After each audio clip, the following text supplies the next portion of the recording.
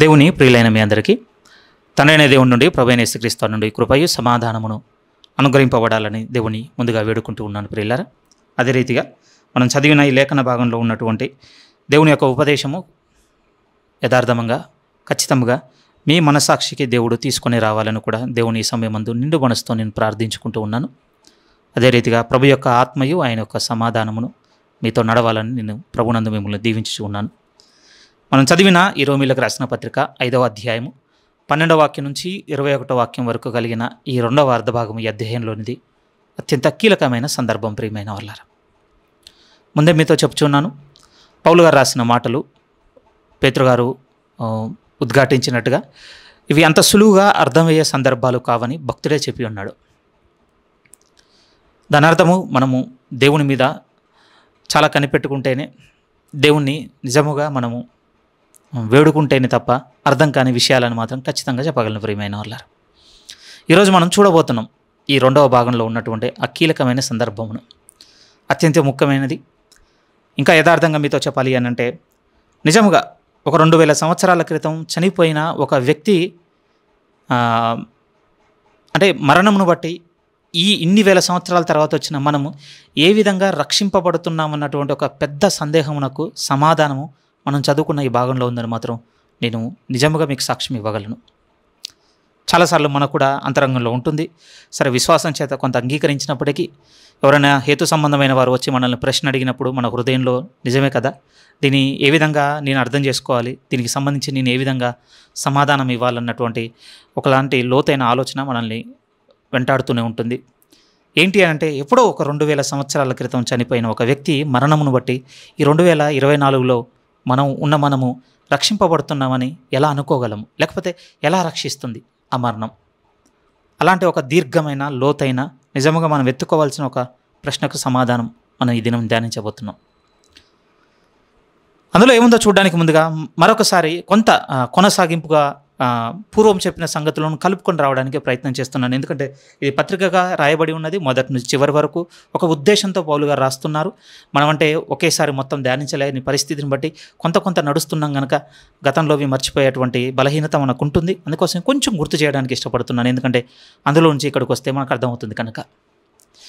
మరి పోయిన వారందే కాకుండా, అంటే పోయిన వారం ముందు విన్నదే కాకుండా కొంచెం చాలా వెనక్కి తీసుకెళ్లాలనుకుంటున్నాను. ఎందుకనంటే మీతో గతంలో 3వ అధ్యాయంలో చెప్తున్నప్పుడే చాలా ఏమన్నా స్థిరంగా మీతో ఒక మాట చెప్తున్నాను. 3వ అధ్యాయం 21 నుంచి 3వ అధ్యాయము 26 వాక్యాలు, ఆ 5 వాక్యాలు అత్యంత కీలకమైన వాక్యాలను మీ గతంలో చెప్పడం జరిగింది ప్రియమైన వాళ్ళారా. ఎంత కీలకమైన వాక్యాలను మీతో చెప్పాను అని అంటే మీకు గుర్తుండొచ్చు. ఒక విధముగా ఈ 1 నుంచి 1వ అధ్యాయం 1వ అధ్యాయం నుంచి 3వ అధ్యాయం 20 వరకు, ఆ తర్వాత 4 నుంచి 16వ అధ్యాయం, ఈ 2 భాగాలను కలిపి తిప్పేటువంటి భాగంగా మీతో చెప్పడం జరిగింది. పివిట్ ఆఫ్ ద గాస్పల్ అంటుంటాం కదా, అంటే ఒకలాంటి ఇరుసు లాంటిది, లేకపోతే మీకు మన సామెతలో ఉన్న మాట చెప్పాను, ఉతక లాంటిది అని మీతో చెప్పడం జరిగింది.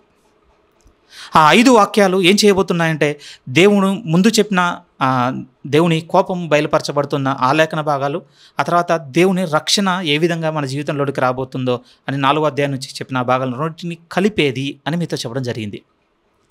అది మీతో పంచుకుంటున్నప్పుడు ఒక 3 చాలా లోతైన విషయాలు మీ ప్రస్తావనకు తీసుకుని వచ్చాను ప్రియమైన వాళ్ళారు. ఏం చెప్పాడు అన్నట్టే, క్రీస్తు యేసునందు మనం విశ్వాసం ఉంచిన కారణమును బట్టి మనమట దేవుని యొక్క అంటే దేవుని దృష్టికి మనం నీతిమంతులుగా తీర్చబడ్డామని మీతో చెప్పాను. అక్కడ మీతో వివరిస్తున్నప్పుడు గుర్తు చేసిన సందర్భాలు ఏమిటి అని అంటే, ఒకటి, దేవుని నీతి మనకు అనుగ్రహింపబడింది, దేవుని కృప బయలుపరచబడింది, ఆ తర్వాత దేవుడు పరిపూర్ణుడని నిరూపించబడిందని మీతో చెప్పడం జరిగింది ప్రియమైన వాళ్ళారా. ఆ సందర్భాలు పంచుకుంటున్నప్పుడు 3 విషయాలు వాస్తవంగా. ఎందుకంటే ఆయన మనల్ని నీతిమంతులుగా తీర్చి ఉన్నాడు, పాపం నుండి మనల్ని విమోచించి ఉన్నాడు, తన కృపచేతాన్ని మీతో గుర్తు చేసి ఉన్నాను. ఆ తర్వాత అంటే అపరాధమైన మనల్ని శిక్షించకుండా నిరపరాధి అయినటువంటి తన ప్రియ కుమారుని శిక్షించడం దేవుని యొక్క పరిపూర్ణమైనటువంటి తత్వము ఆయన కనపరుచుకున్నాడని మీతో చెప్పడం జరిగింది ప్రియమైన వాళ్ళు.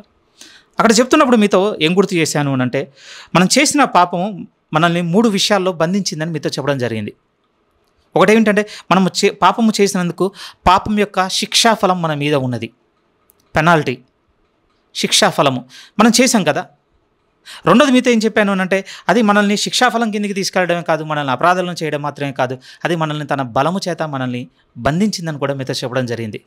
దానికున్న పవర్ కూడా గుర్తు చేశాను ప్రియమైన వాళ్ళారు. అందుకోసమే ఒకసారి చేసి ఇక అయిపోయింది అనుకోవటం లేదు, మరలా మరలా మరలా చేయవలసిన అవసరత. ఎందుకు అనంటే దాని దాని శక్తి కింద, దాని ప్రభావం కింద మనం చెరగొనిపోయాము. మూడోది ఏం చెప్పాను అనంటే మనం పాపం చేసినందుకు అంటే మన శిక్ష కిందికి తీసుకొని వెళ్ళింది, దాని యొక్క శక్తి కింద మనల్ని పెట్టిందనే కాదు, దాని యొక్క పొల్యూషన్ని ఒక విధంగా దాని ప్రభావము మన స్వభావం మీద కూడా వదిలిపెట్టిందని మీతో చెప్పడం జరిగింది ప్రియమైన వాళ్ళ. చాలా వారాలు అవుతుంది కదా, మర్చిపోయి ఉండొచ్చు, కానీ చాలా ముఖ్యమైనవి ప్రియమైన వాళ్ళ. ఎందుకు ఇప్పుడు అంత వెనక్కి తీసుకెళ్ళక అదెందుకు గుర్తు చేస్తున్నానంటే మీతో చెప్పిన 3 విషయాలు ఉన్నాయి చూసాయండి.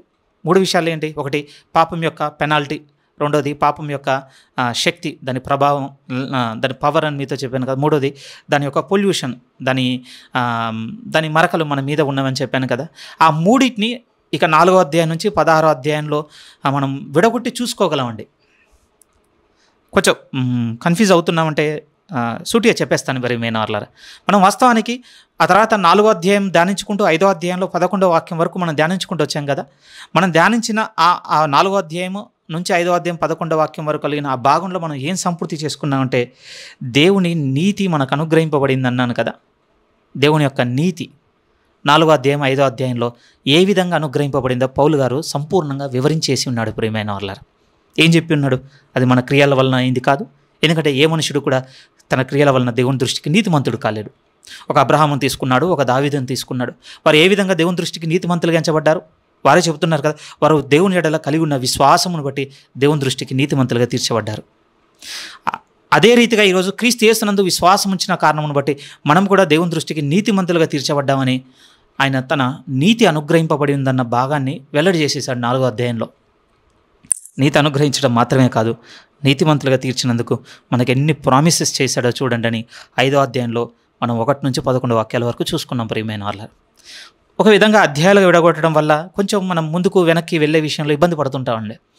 కొద్దిసేపు వీటన్నిటిని మర్చిపోయి నిజంగా మాటికి పత్రికను చదవడం వల్ల ఈ విషయాలను మనం గ్రహించగలం ప్రియమైన వాళ్ళారా. ఇది రాసుకుంటూ వస్తున్నాడా, ఇది చెప్పాలనుకుంటున్నాడా ఈ సేవకుడు, దేవుడు ఈ సేవకుని ద్వారా నాతో మాట్లాడిన విషయాలు ఇవా అని నెమ్మదిగా మనం గ్రహించగలం. కాకపోతే యథార్థంగా మనం ఒప్పుకోవాల్సిన విషయమే ఇప్పుడు మనకున్న బలహీనత ఏమిటి అని అంటే దేవుడు మనకిచ్చినటువంటి ఈ పరిశుద్ధ గ్రంథమును మాటికి చదవడం కంటే ఎక్కువ సేవకుడు ఉపదేశించేటువంటి ఉపదేశముల మీద మనం ఆధారపడిపోయాం. అక్కడితో ఆగిపోతున్నామండి. ఇది నేను చెడ్డదని నేను అనటం లేదు, కానీ ఇక్కడితో ఆగిపోతే మాత్రం ఇది చెడ్డదే అవుతుంది ప్రియమైన వాళ్ళ. ఎందుకనంటే నూతనమైన దానికి అలవాటు పడుతుంటాం, కొత్త దానికి మనం చెవులు రుచి మరుగుతుంటాయి. సో పాతది వెనక్కి వెళ్ళి చెక్ చేసుకునేటువంటి వ్యక్తిత్వం చచ్చిపోతుంది. ఎందుకు అనంటే సేవకుడు ఉపదేశించేటువంటి ఉపదేశం అలానే ఉంటుంది ప్రియమైన వాళ్ళ. ఎప్పుడు కొత్త దాని కొరకు ఎదురు చూసే మనసు అవుతుంది మనది. కానీ అదే బైబిల్ మీద మనం ఆధారపడ్డాం అనుకోండి, ఎంత తిప్పేసినా దేవుడిచ్చినటువంటి 66 పుస్తకాలే ప్రియమైన వాళ్ళ. మాటికి చదువుటను బట్టి మనం దేనికి అలవాటు పడతామంటే ఈ రిపీటెడ్నెస్కి అలవాటు పడతామండి.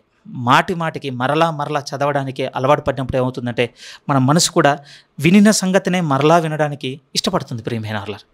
అప్పుడు ఏం జరుగుతుంది అని అంటే దేవుడు మనకు వెల్లడి చేసిన సంగతులు ఇంకా లోతుగా మరింత నూతనంగా అనడం కంటే స్థిరముగా సంపూర్ణంగా మనకు చేరుతాయండి.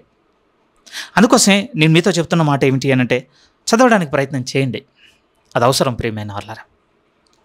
సరే 5వ అధ్యాయము 1 నుంచి 11 వాక్యాల వరకు మనం ఏం చూసామంటే దేవుని నీతి అనుగ్రహింపబడింది. ఆ నీతితో పాటు నాకు అనుగ్రహింపబడినటువంటి కొన్ని బ్లెస్సింగ్స్ మనం చూసాం. ఒకటి, దేవునితో సమాధానం దొరికింది, దేవుని వద్దకు ప్రవేశం మనకు దొరికింది. ఈరోజు మనకు నిరీక్షణ అంటే ఏంటో తెలిసింది. ఈ నిరీక్షణలోనికి మనం నడిపించేటువంటి శ్రమల పట్ల మన దృక్కోణమే, మన పర్స్పెక్టివే చేంజ్ అయింది. ఈరోజు మనం శ్రమలను బట్టి అతిశయపడాలన్నటువంటి పిలుపును గుర్తు చేసి ఉన్నాడు.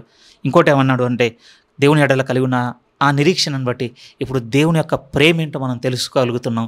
పరిశుద్ధాత్మ దేవుని వలన దేవుని యొక్క ప్రేమ మన హృదయంలో కుమ్మరింపబడి ఉన్నది. ఎలాంటిది దేవుని ప్రేమ? మానవ సంబంధమైంది కాదు. దేవుని ప్రేమ ఎలా ఉందో మీరు చూడండి అని కంప్లీట్ ఆపోజిట్. మనం బలహీనులమై ఉండగా, మనం శత్రువులమై ఉండగా, మనం అపరాధములై ఉండగా, మనం దేవునికి విరోధులమై ఉండగా మన నిమిత్తం తన కుమారుణ్ణి మరణానికి పంపించింది దేవుని ప్రేమ. మరి మన ప్రేమ మనకు తెలుసు, లోక సంబంధంగా మన కన్వీనియన్సెస్, మన అనుకూలతలు, మన వాల్యూస్, మన ఎక్స్పెక్టేషన్స్, మన మెజర్స్, ఇవి మన ప్రేమలో ఉండేవి.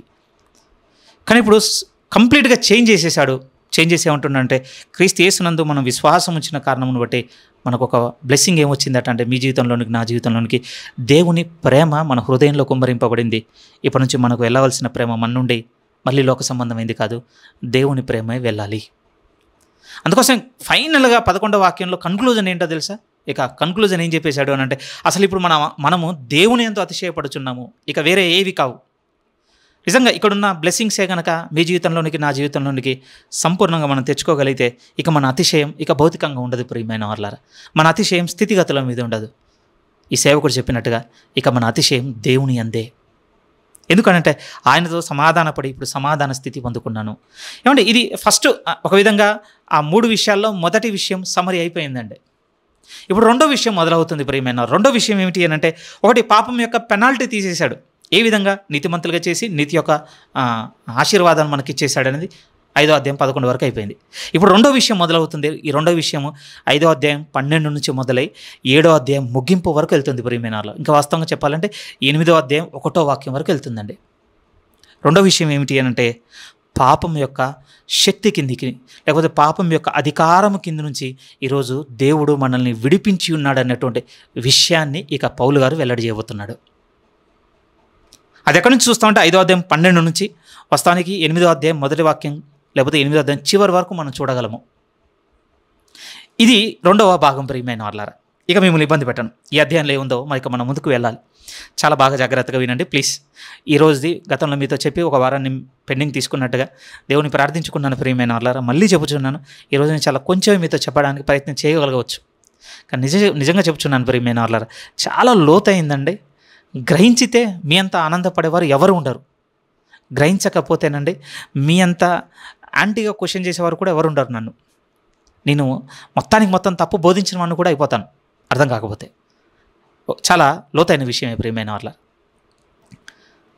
మనం జాగ్రత్తగా చూడగలిగితే 5వ అధ్యాయం 12 నుంచి ఇక చదువుకుంటూ వెళ్దామండి. చాలా ముఖ్యమైన వాక్యం ప్రియమైన వాళ్ళది. 5వ అధ్యాయంలో 2 వాక్యాలు చాలా కీలకమైనవి. మీతో ఏ విధంగా చెప్పగలను, ఈ వెరీ వెరీ ఇంపార్టెంట్. ఈ పత్రికలో ఈ 2 వాక్యాలు అత్యంత లోతైనవి, అత్యంత కీలకమైనవి. ఒకటి 12వ వాక్యము, ఇంకోటి 19వ వాక్యం. ఈ అధ్యాయంలోనే ఉన్నాయి. చాలా చాలా ముఖ్యమైనవి. 12వ వాక్యము, 19వ వాక్యం. 12 నుంచి కొన్ని వాక్యాలు చదువుతున్నాను చూడండి. 12 నుంచి, ఇట్లుండగా ఒక మనుష్యుని ద్వారా పాపము ద్వారా మరణమును లోకంలో ఎలాగూ ప్రవేశించనో అలాగుననే మనుషులందరూ పాపము చేసినందున మరణము అందరికీ సంప్రాప్తమాయను.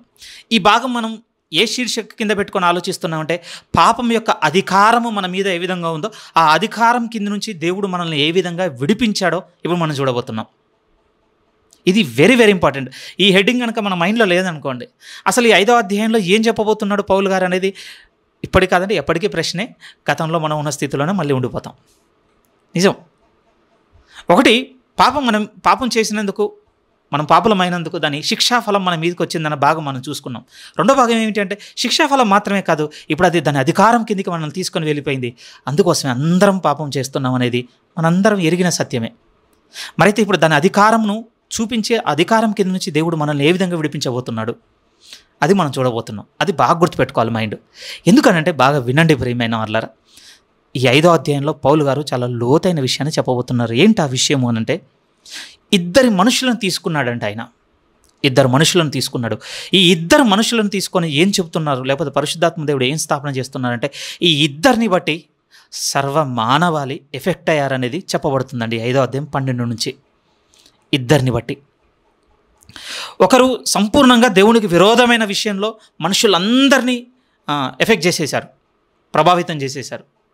ఇంకొకరైతే సంపూర్ణంగా దేవునికి అనుకూలమైన విషయంలో ఇంకొకరు తను చేసిన కార్యమును బట్టి మనుషులందరినీ ప్రభావితం చేశాడని ఇంకొక ఆయన గురించి చెప్పుకుంటూ వస్తున్నాడు. ఆ 2 ఎవరంటే, ఒకరు ఆదాము, ఇంకొకరు యేసుక్రీస్తు. ప్రియమైన వాళ్ళారా, ఆదాము తన జీవితంలో చేసిన ఒక కార్యమును బట్టి సర్వ మానవాళిని ప్రభావితం చేశాడు, లేకపోతే ఎఫెక్ట్ చేశాడు, ఒక ప్రభావానికి గురి చేసేసాడు. సేమ్ పోలిక, ఒక సిమిలారిటీని తీసుకొని వచ్చి ఇప్పుడు ప్రభు అయిన యేసుక్రీస్తు వారిని కూడా ఎత్తిపట్టుకొని ఇప్పుడు మళ్ళీ ఏం చెప్తున్నాడంటే, ఈయన కూడా తన జీవితంలో చేసిన ఒక కార్యమును బట్టి సర్వ మానవాళిని ఈయన కూడా ప్రభావం కిందికి, లేకపోతే తను చేసిన కార్యం యొక్క ప్రభావం కిందికి తీసుకుని వెళ్ళాడు. ఈయన కూడా సర్వ మానవాళిని ఎఫెక్ట్ చేశాడని చెప్తున్నాడు. బాగా వినండి ప్రియమైన వాళ్ళారా. ఇప్పుడండి వ్యక్తిగత వాదం అని ఒకటి ఉంటుందండి, లేకపోతే వ్యక్తివాదము, లేకపోతే స్వార్థవాదం అనుకోండి, ఇండివిజువలిజం. ఇండివిజువలిజం మనకు తెలియకుండానే మన అందరి నరాల్లోనికి ఎక్కేసిందండి. ఏంటి ఇండివిజువలిజం అంటే ఎలా ఉంటుంది అని అంటే, నాది నేను అంతే, నాది నేను, నా నిర్ణయాలు, నా క్రియలు, నా తలంపులు, నా ఉద్దేశాలు. దీంట్లో ఉన్న ఉద్దేశం ఏంటో తెలుసా అండి? నేను తీసుకునే నిర్ణయాలు కావచ్చు, నేను చేసే పనులు కావచ్చు, ఇవి నాకు సంబంధించినవి, వీటి వల్ల ఇంకొవ్వరు ఎఫెక్ట్ అవ్వరు అనేది మన అభిప్రాయం ఉంటుందండి. ఇంకా బాగా చెప్పాలి అని అంటే, ఇంకెవరో ఎఫెక్ట్ అయితే నాకేం ప్రాబ్లం, ఎవరో ఎఫెక్ట్ అయితే నాకేం అవసరం. ఏమంటే నేను చెప్తున్న మాట అబద్ధం కాదు. మనందరం వ్యక్తిగతంగా ఆలోచించుకుంటున్న రీతి అదే ప్రియమైన వాళ్ళ. ఈరోజు ఒక భర్త కూడా తన కుటుంబం పట్ల ఈ ఆలోచనతో లేడండి, ఇండివిజువలిజంతోనే ఉన్నాడు. తను చేసేటివి తన భార్యను, తన పిల్లలను ఏ విధంగా ప్రభావితం చేస్తాయో ఒక భర్త అనుకోవటం లేదు. ఇండివిజువలిజం అండి. ఒక భార్య కూడా అలానే ఉంది. తను తీసుకునే నిర్ణయాలు లేకపోతే తను చేసేటువంటి పనులు ఏవైనా కావచ్చు, అవి ఆ స్త్రీ దృష్టికి ఎలా ఉంటున్నాయంటే, ఇది నా వరకే, ఈ మూమెంట్లో నాకు నచ్చింది, నేను చేసేసాను, దీనివల్ల ఇంకెవరో ఎఫెక్ట్ అవుతారు, లేకపోతే ఎవరు ఎఫెక్ట్ అయితే నాకేంటి, ఈ అభిప్రాయాలన్నిటి వదిలేసాం ప్రియమైన వాళ్ళ. దాని అర్థం ఏంటంటే ఇండివిజువలిజం వచ్చేసిందండి. ఎందుకంటే మనం చాలా మోడర్నైజం, ప్రియమైన వాళ్ళారా, చాలా మోడర్న్ అయిపోయాం, నాగరికత వచ్చేసింది అనుకుంటున్నాం. దాంతో మనం బాగా వ్యతిరేకించేటువంటి విషయం ఏమిటి అని అంటే, ఒకరి వలన అందరూ ఎఫెక్ట్ అయ్యారనేది మనము అపోజ్ చేయడానికి ఎక్కువగా ఇష్టపడుతుంటాం, వ్యతిరేకించడానికే. ఏమంటే ఈ సందర్భంలో నేను ఎవరినూ తీసుకురాదలుచుకోలేదు ప్రియమైన వాళ్ళ, నన్నే పెట్టుకోవాలనుకుంటున్నాను. ఎందుకంటే ఈ విషయంలో నన్ను నేను ఎన్నో సంవత్సరాలు చీకట్లో పెట్టేసుకున్నాను, తెలియకుండానే చాలా చీకట్లో పెట్టుకున్నాను. ఏమిటి అంటే, ఆదాము చేసిన ఒక కార్యమును బట్టి ఈరోజు సర్వమానవాళి ఎఫెక్ట్ అయ్యిందన్న విషయాన్ని నేను ఎందుకు అగ్రీ చేయలేకపోయానండి ఇండివిజువలిజంతో. నాకున్న మోడ్రన్ థింకింగ్తో నేను అనుకున్నది ఏంటి అని అంటే, అప్పుడెప్పుడో ఆదాము ఏదో చేస్తే అది నన్ను ఎందుకు ఎఫెక్ట్ చేస్తుంది? ఆదాము ఏదో చేశాడు, ఆదాము చేసింది నా మీదకి ఎలా వస్తుంది, అసలు నాకెందుకు ఆపాదించబడుతుంది? బాగా వినండి ప్రియమైన వాళ్ళారా, ఇదే మనం మార్చుకోవాల్సిన మన ధోరణి, మన పంతా ఏమిటి అని అంటే, మనము ఒకరికి ఇంకొకరము ఖచ్చితంగా కనెక్ట్ అయి ఉన్నాం ప్రియమైన వాళ్ళారా. నేను ఒత్తిడి చేయనండి, ఎందుకంటే ఈ మోడర్న్ థింకింగ్లో అండి 100 చెప్పినా 1000 చెప్పినా మనం డిసైడ్ అయిపోయామండి. ఓకే, ఈరోజు దేవుడు మాట్లాడుతున్న మాటగా తీసుకొని ఈ వర్తమానాన్ని అంగీకరించి మార్చుకునేటువంటి ఆలోచనతో మీరు కూర్చొని ఉంటే నేను దేవుని స్తుతిస్తున్నాను మిమ్మల్ని బట్టి. కానీ మీరు ఎన్నైనా మా చెవులలో ఊదండి, మేము మాత్రం డిసైడ్ అయిపోయాం, మాది మాత్రం ఇండివిజువలిజమే. ఏమంటే కేవలం వింటున్న మన చర్చ్ను ఉద్దేశించే కాదు, రేపు ఒకవేళ ఇది యూట్యూబ్లో పెడితే యూట్యూబ్లో వేరే వాళ్ళు విన్నా కూడా వారిని కూడా ఉద్దేశించి మాట్లాడుతున్నమాట. నేను చెప్తుంది ఏంటంటే, మనకున్న ఇండివిజువలిజంతో, మనకున్న మోడర్న్ థింకింగ్తో, నాకు ఆదాము ఏదో చేశాడో అది నాకు ఆపాదించబడింది, నేను అంగీకరించనని కొట్టుకునే మైండ్తో మనం ఉంటే మాత్రం అసలు ఎంత పెద్ద సత్యంలో నుంచి బయటికి వెళ్ళిపోయామో అసలు ఊహ కూడా అందది ప్రియమైన వాళ్ళారా. ఎందుకంటే మీతో చెప్పుకుంటూ వస్తున్నాను, 2 మనుషులను తీసుకున్నాడు పౌలు గారు. ఈ 2 మనుషులను తీసుకొని ఈ ఇద్దరికి ఉన్నటువంటి సంబంధాన్ని రాసుకుని వెళ్ళిపోతున్నాడండి. ఇంకా మీకు ఇది ఎలా చెప్పగలను, ఒక మనిషి ఉంది, ఇంకొక మనుషుని మీద ఆధారపడి ఉంది ప్రియమైన వాళ్ళారా. ఎలా చెప్పగలను? ఆదాము చేసిన కార్యం అండి యేసుక్రీస్తు వారి కార్యం మీద ఆధారపడి ఉంది. యేసుక్రీస్తు వారు చేసిన కార్యము ఆదాము చేసిన కార్యం మీద ఆధారపడి ఉంది. లేకపోతే మీతో ఇంకా దగ్గర తీసుకొచ్చి చెప్పమంటే ఏమంటానంటే, ఆదాము చేసిన దాన్ని మనం అంగీకరించగలిగితేనే యేసుక్రీస్తు వారు చేసింది కూడా సత్యం అవుతుంది ప్రియమైన వాళ్ళారా. ఆదాముని మాత్రం నేను వదిలేసిపోతాను, నాకు యేసుక్రీస్తు వారు మాత్రం నేను ఫైనల్గా తీసుకుంటానంటే ఈ అధ్యాయంలో పౌలు గారు రాస్తున్నటువంటి వివరణలు అది లేదు. ఇంకొంచెం ఓపెన్గా మాట్లాడాలి అని అంటే నిశ్చయంగా మీతో ఈ సందర్భం ఇలా చెప్పాలి ప్రియమైన వారు. ఎందుకంటే గతంలో మన సంఘంగా ఉన్న మనం నమ్మి సాగిన సిద్ధాంతమే కదా. ఇదిగో ఇప్పుడు ఆదామును బట్టి మనం అందరము కూడా పుట్టుకతోనే పాపులుగా చేయబడ్డామన్న సత్యమును మనం అంత తొందరగా అంగీకరించలేదండి. దానికి చాలా డిబేట్లు చేసుకున్నాం, చాలా ఆర్గ్యుమెంట్లు చేసుకున్నాం, దానికి చాలా మన మైండ్లో చాలా తెలివిని మనం పెట్టుకున్నాం ప్రియమైన వాళ్ళారా. ఈరోజు మీ హృదయములను బద్దలు చేసి స్థిరంగా చెప్పుకోవాల్సిన మాటే, మనం నమ్మినటువంటి ఆ సిద్ధాంతమును ఈ రోమిలకు రాసిన పత్రిక 5వ అధ్యాయం 12 నుంచి 21 వాక్యాలు ఏమాత్రం కూడా సమ్మతించవు అంటే సమ్మతించవు అంతే. ఎందుకంటే ఆదాము చేసింది అలా జరిగిందని నమ్మితేనండి యేసుక్రీస్తు వారు చేసింది కూడా అలా జరిగిందని నిరూపణ అవుతుంది. నేను ఆదాముది మాత్రం వదిలేస్తాను, యేసుక్రీస్తు మాత్రం నమ్ముతానంటే అసలు ఈ పత్రిక దాన్ని సపోర్టే చేయదండి. ఇప్పుడు మనం అదే చూడబోతున్నాం. ఎందుకంటే ఆదాము రాబోవానికి గుర్తై ఉన్నాడని పౌలు గారు చెప్పారు. ఆదాము రాబోవానికి గుర్తు. రైట్, ఇప్పుడు మనం చాలా సీరియస్గా చూడాల్సింది ఏమిటంటే, ఏం చేశాడు ఆదాము ఏం చేశాడు మనకు తెలుసు ప్రియమైన వాళ్ళారా. ఆదాము పాపము చేసి ఉన్నాడు. బాగా వినండి, ఆదాము వరకే ఆగిపోయింది అనుకోవడానికి లేదు ప్రియమైన వాళ్ళారా. ఎలా చెప్పగలుగుతాను ఆ విషయాన్ని చూస్తాం, చాలా విషయాలు మనం చూస్తాం ఇక్కడ. కానీ బాగా వినండి ప్రియమైన వాళ్ళారా, మీతో అంటున్నాక ఒకరి ఎఫెక్ట్ అంటే అందరినీ ఎఫెక్ట్ చేశాడని చెప్పుకుంటూ వస్తున్నాడు పౌలు గారు. ఆదాము తను చేసిన పాపమును బట్టి ఆదాం మాత్రమే ఎఫెక్ట్ అవ్వలేదు. ఆదాం ఏం చేశాడంటే అందరినీ ఎఫెక్ట్ చేసి ఉన్నాడు. సరే, అంత తొందరగా నువ్వు ఎలా వచ్చావు కన్క్లూజన్కి బ్రదర్? ఒకవేళ నన్ను అడుగుతుండొచ్చు, లేకపోతే గతంలో నేను తెలిసిన వారు ఇప్పుడు ఈ సువార్త విని కూడా అభ్యంతరపడుతుండొచ్చు. ఎందుకనంటే ఇది మీతో చెప్పాలి. నేను అంటే వ్యతిరేక భావంతో చెప్పడం లేదు, కానీ మనము మళ్ళీ క్రీస్తు రాజ్యమును గురించి ఇప్పుడు మన సిద్ధాంతపు పరమైనటువంటి ఆలోచనను మనం మార్చుకోగానే ఒక సహోదరుడు నన్ను అడిగాడండి మా చర్చ్లోనే. ఒకప్పుడు అసలు మనం నమ్మలేదు కదా, మళ్ళీ ఎందుకు నమ్ముతున్నారు మీరు? అది వాక్యానుసారం కాదు కదా, మీరు మళ్ళీ వెనక్కి వెళ్ళిపోయారేంటి? అలాంటి ఆలోచన ఇక ఈరోజు కూడా కలుగుతుంది ప్రియమైన వాళ్ళారా. అంత తొందరగా ఎలా నమ్మారు? అంత తొందరగా ఏం నమ్మలేదండి. కొన్ని నిరూపణలు వెతుక్కొని ఇప్పుడు మార్చుకున్నాను. ఇప్పుడు ఒక సరళమైన కొన్ని విషయాలు మీతో చెప్తాను ప్రియమైన వాళ్ళారా. ఆదాము మనల్ని ఫిజికల్గా ఎఫెక్ట్ చేశాడండి, స్పిరిచువల్గా కూడా ఎఫెక్ట్ చేశాడు. కొన్ని ఫిజికల్గా మీతో చెప్పను ప్రియమైన వాళ్ళ. ఫిజికల్గా ఏమండి, ఈరోజు ఖచ్చితంగా మనం అంగీకరించగలమండి.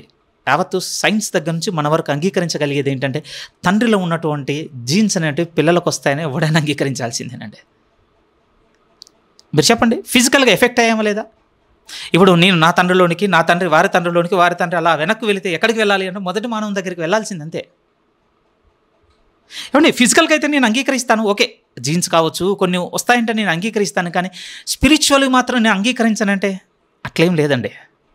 ఎందుకు అనంటే స్పిరిచువల్గా కూడా అంగీకరించేవి కొన్ని రాయబడ్డాయి ప్రియమైన వాళ్ళారు. మీకు బాగా చెప్పిన ప్రియమైన వాళ్ళారు అర్థం చేసుకోగలిగేది ఏమంటే ఆదాము మాత్రమే పాపం చేశాడు కాదు, ఆదాము తర్వాత పుట్టిన సర్వ మానవాళి అందరూ పాపం చేయుచున్నారు. మీరు ఏమంటారు దీన్ని చెప్పండి? సంక్రమించింది అనొద్దా? సంప్రాప్తమాయను అక్కడ ఉంది, మనకు చదివిన లేఖన భాగంలోనే ఉంది. మూడో విషయం కూడా చెప్తాను, ఇది మాత్రం అందరూ ముక్త కంఠంతో అంగీకరించాల్సిందండి. మూడో కామన్ థింగ్ ఏం చెప్పగలనో తెలుసా? ఆదాము నుంచి మనకు వచ్చిందనడానికి, ఆదాము నుంచి మనకు వచ్చిన దాంట్లో మరణం కూడా ఉంది ప్రియమైన వాళ్ళారా. Physical death and spiritual death. Physical death కూడా ఉందండి. ఫిజికల్ డెత్ అనేది ఏమండి శారీరక మరణం అనేది ఆదాముకు సంబంధించింది కాదనుకోవడానికి లేదు ప్రియమైన వాళ్ళారా. అసలు నిశ్చయంగా మీతో చెప్పాలి అనంటే దేవుని సంకల్పంలో మరణం అనేది దేవుని ప్రణాళిక కానే కాదండి. ఆనవాలే లేదు బైబిల్లో. ఇచ్చట కొంచెము అచ్చట కొంచెం కొన్ని వాక్యాలను తీసుకొని కొన్ని సిద్ధాంతాలను నమ్మి కొన్ని మన హృదయంలో కొన్ని గూడు కట్టుకొని ఉండొచ్చు ప్రియమైన వాళ్ళారా. కానీ నిశ్చయముగా ఇక్కడ మనం సందర్భంతో తీసుకోగలిగితే ఈ లేఖనం మనతో స్థిరంగా చెబుతుంది, ఈరోజు ఆదాం మొదలుకొని అందరినీ మరణం ఏలుతుందండి. ఆయన నుండి రాలేదని ఎలా అనగలము? చాలా బేసిక్వి ప్రియమైన వాళ్ళారు. ఇప్పుడు వాక్యంతో ఇక మనం ముందుకు సాగుదామండి. ఇంత చిన్నవి చెప్పి కూడా మిమ్మల్ని కన్విన్స్ చేయను, ఎందుకంటే ఈ అధ్యాయము నన్ను మార్చినంతగా ఏ అధ్యాయం మార్చలేదండి సిద్ధాంతపరమైన విషయంలో. నేను నాతో పాటు వెంటనే అగ్రీ చేయండి అని మిమ్మల్ని కూడా ఒత్తిడి కూడా చేయను ప్రియమైన వాళ్ళారు. కానీ ఈరోజు మీరు ఈ సువార్త వినాలి, ఇది మీరు ఆలోచించాలి, ప్రార్థనలు ఎత్తిపట్టుకోవాలి, దీని పరమైనటువంటి విశ్వాసము స్థిరముగా మీరు ఏర్పాటు చేసుకోవాలి, అంతే. ఇంకా అంతకుమించి నేనేం చెప్పదలుచుకోలేదు. ఏమంటే 12వ వాక్యము ఒక 5 విషయాలను చెప్పబడుతున్నాయండి. 12వ వాక్యంలో చాలా ముఖ్యమైన వాక్యం. ముందుగా దీన్ని మనము ఒక విధంగా ఏం చేద్దాం, పోస్ట్ మార్టం చేసుకుందామండి, విడగొట్టుకుందాం. ఆ అధ్యాయంలో 12వ వచనంలో ఉన్నటువంటి ప్రతి విషయాన్ని, ప్రతి పదాన్ని సాధ్యమైతే వెట్టేట్ చేయడానికి ప్రయత్నం చేద్దాం ప్రియమైన వాళ్ళారు. మీరు జాగ్రత్తగా చూడగలిగితే 12వ వాక్యం మళ్ళీ నేను చదువుతున్నాను. ఇట్లుండగా ఒక మనుష్యుని ద్వారా పాపము ద్వారా మరణమును లోకంలో ఎలాగూ ప్రవేశించెనో అలాగుననే మనుషులందరూ పాపము చేసినందున మరణము అందరికీ సంప్రాప్తమాయను. ఇది 12వ లేఖనం అండి. ఈ లేఖనంలో 5 విషయాలు చెప్తున్నాడు పౌలు గారు. 5 విషయాల్లో ఒక విషయం అంటున్నాడు తెలుసా? ఒక విషయం అన్నాడు అనంటే లోకంలోనికి ఏమండి పాపము వచ్చెను అంటున్నాడు. మీరు రస్క్ పెట్టుకోవడానికి ప్రయత్నం చేయండి, పర్వాలేదు, మంచి విషయాలు ఈ 5. ఈ 12వ వాక్యంలో 5 చెప్తున్నాడు. 5 థింగ్స్ ఉన్నాయండి. అందులో ఫస్ట్ థింగ్ ఏంటంటే లోకంలోనికి పాపము వచ్చెను. బాగా వినండి ప్రియమైన వాళ్ళారా, పాపం అనేది ఈ లోక సంబంధమైంది కాదండి, అది వేరొక లోకంలో మొదలైంది. నిజమే కదా? అసలు ఈ లోకానికి సంబంధించింది కాదు ప్రియమైన వాళ్ళారా, అది వేరొక లోకంలో మొదలైంది. కానీ ఆదాము ఏం చేశాడంటే వేరో లోకంలో మొదలైందని ఈ లోకంలోనికి తెచ్చుటకు కారకుడై ఉన్నాడు. పాపము ఈ లోకంలోనికి వచ్చింది, ఈ లోక సంబంధమైంది కాదు ప్రియమైన వాళ్ళారా. మనకు తెలుసు దాని ప్రారంభ వేరుగా ఉన్నాడు, అది ప్రారంభమైనటువంటి చోటు వేరు మనకు తెలుసు ఈరోజు. ఇది మొదటిది. రెండో విషయం ఏమంటున్నాడు అనంటే ఆ వచ్చిన పాపము ఒక్క మనుష్యుని ద్వారా వచ్చింది అంటున్నాడు 12వ వాక్యంలో. ఒక్క మనుష్యుని ద్వారా వెరీ వెరీ ఇంపార్టెంట్ ప్రియమైన వాళ్ళారా. ఎందుకు ఆ ఒక్క మనుషుని ద్వారా అనేది మీకు ఇక్కడ నేను ఇంతగా ఒత్తుతున్నాను అనంటే, ఆ ఒక్క మనుషునితో మొదలైందండి, ఇక కొనసాగుతూ అందరిలోనికి వచ్చేసింది. కానీ బిగినింగ్ మాత్రం ఏమిటి అనంటే, ఒక్కని వలన, ఒక్క మనుషుని ద్వారా. ఇక్కడ ఇండివిజువలిజానికండి లేకపోతే ఈ మోడర్న్ థింకింగ్కి నేను అంగీకరించను, నా లాజిక్కి నా రీజనింగ్కి ప్లేస్ లేదు ప్రియమైన వాళ్ళారు. పౌలు గారు నిశ్చయంగా చెప్పాడే కదా, ఒక మనుషుని ద్వారా పాపము ద్వారా మరణమును లోకంలో ఎలాగూ ప్రవేశించను. ఇక్కడ స్టార్ట్ అయింది కాదండి, ఇది వేరే దగ్గరది, కానీ ఇక్కడికి వచ్చేసింది.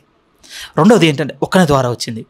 మూడవ అతి ముఖ్యమైన విషయాన్ని ఏం చెప్తున్నాడంటే, ఆ వచ్చిన పాపము ఏం తెచ్చింది అనంటే మరణాన్ని తెచ్చింది ప్రియమైన వాళ్ళారా. ఏమండి, ఇప్పటికి కూడా నాకు కూడా మిస్టరీ అనిపించింది. సేవకులు చెప్పిన తర్వాత గూగుల్ చేసుకుంటే నిజమే కదా అనిపించింది. ఏమిటి అనంటే, ఇంతగా అతిశయిస్తున్నాం కదండి లోకంలో సైన్స్ డెవలప్మెంట్ని. బాగా జాగ్రత్తగా వినండి. ఒక మనిషి ఎలా చనిపోతున్నాడో చెప్పగలుగుతుంది సైన్స్, కానీ ఒక మనిషికి మరణం ఎందుకు వచ్చిందో అస్సలు చెప్పలేకపోతుందండి. నిజం, ఒక మనిషి ఎందుకు చనిపోతున్నాడు అనడానికి అసలు రీజనే లేదండి సైన్స్ దగ్గర. ఎలా చనిపోతున్నాడు అనడానికి రీజన్ ఉంది. ఆర్గాన్ ఫెయిల్యూర్ అనో, ఎక్సో వై జెడ్డో ఏదో ఒకటి, అది పాయిజన్ అయిందనో, ఇంకేదో. ఈరోజు అనేక రోగాలకు కాజెస్ ఉన్నాయండి. ఇవి కారణాలు. బట్ రీజన్ ఏంటి? డెత్కి రీజన్ ఏంటి? నో ఆన్సర్ ప్రియమైన వాళ్ళ. ఎప్పటికీ నో ఆన్సర్, అంతే, ఇంకా ఎప్పటికీ నో ఆన్సర్ ఏంటండి. ఎందుకు ఈ విషయం చెప్తున్నానంటే, ఏమండి, ఈ మరణం అనేది ఎందుకు వచ్చిందో తెలుసా? పరిశుద్ధ లేఖనం స్థిరంగా చెప్తుంది ప్రియమైన, పాపము లోకంలోనికి మరణాన్ని తీసుకొని వచ్చింది. సైన్స్ అగ్రీ చేయదండి, మనిషి కూడా అగ్రీ చేయడు. ఈరోజు మరణం ఎందుకు వచ్చింది అని అంటే పాపం వలన. దేవుని ఉద్దేశంలో పాపానికి అవతల మరణాన్ని ఏమి దేవుడు ప్లాన్ చేయలేదు ప్రియమైన వాళ్ళ. అసలు ఆయన ప్రణాళికలు అది లేనే లేదు.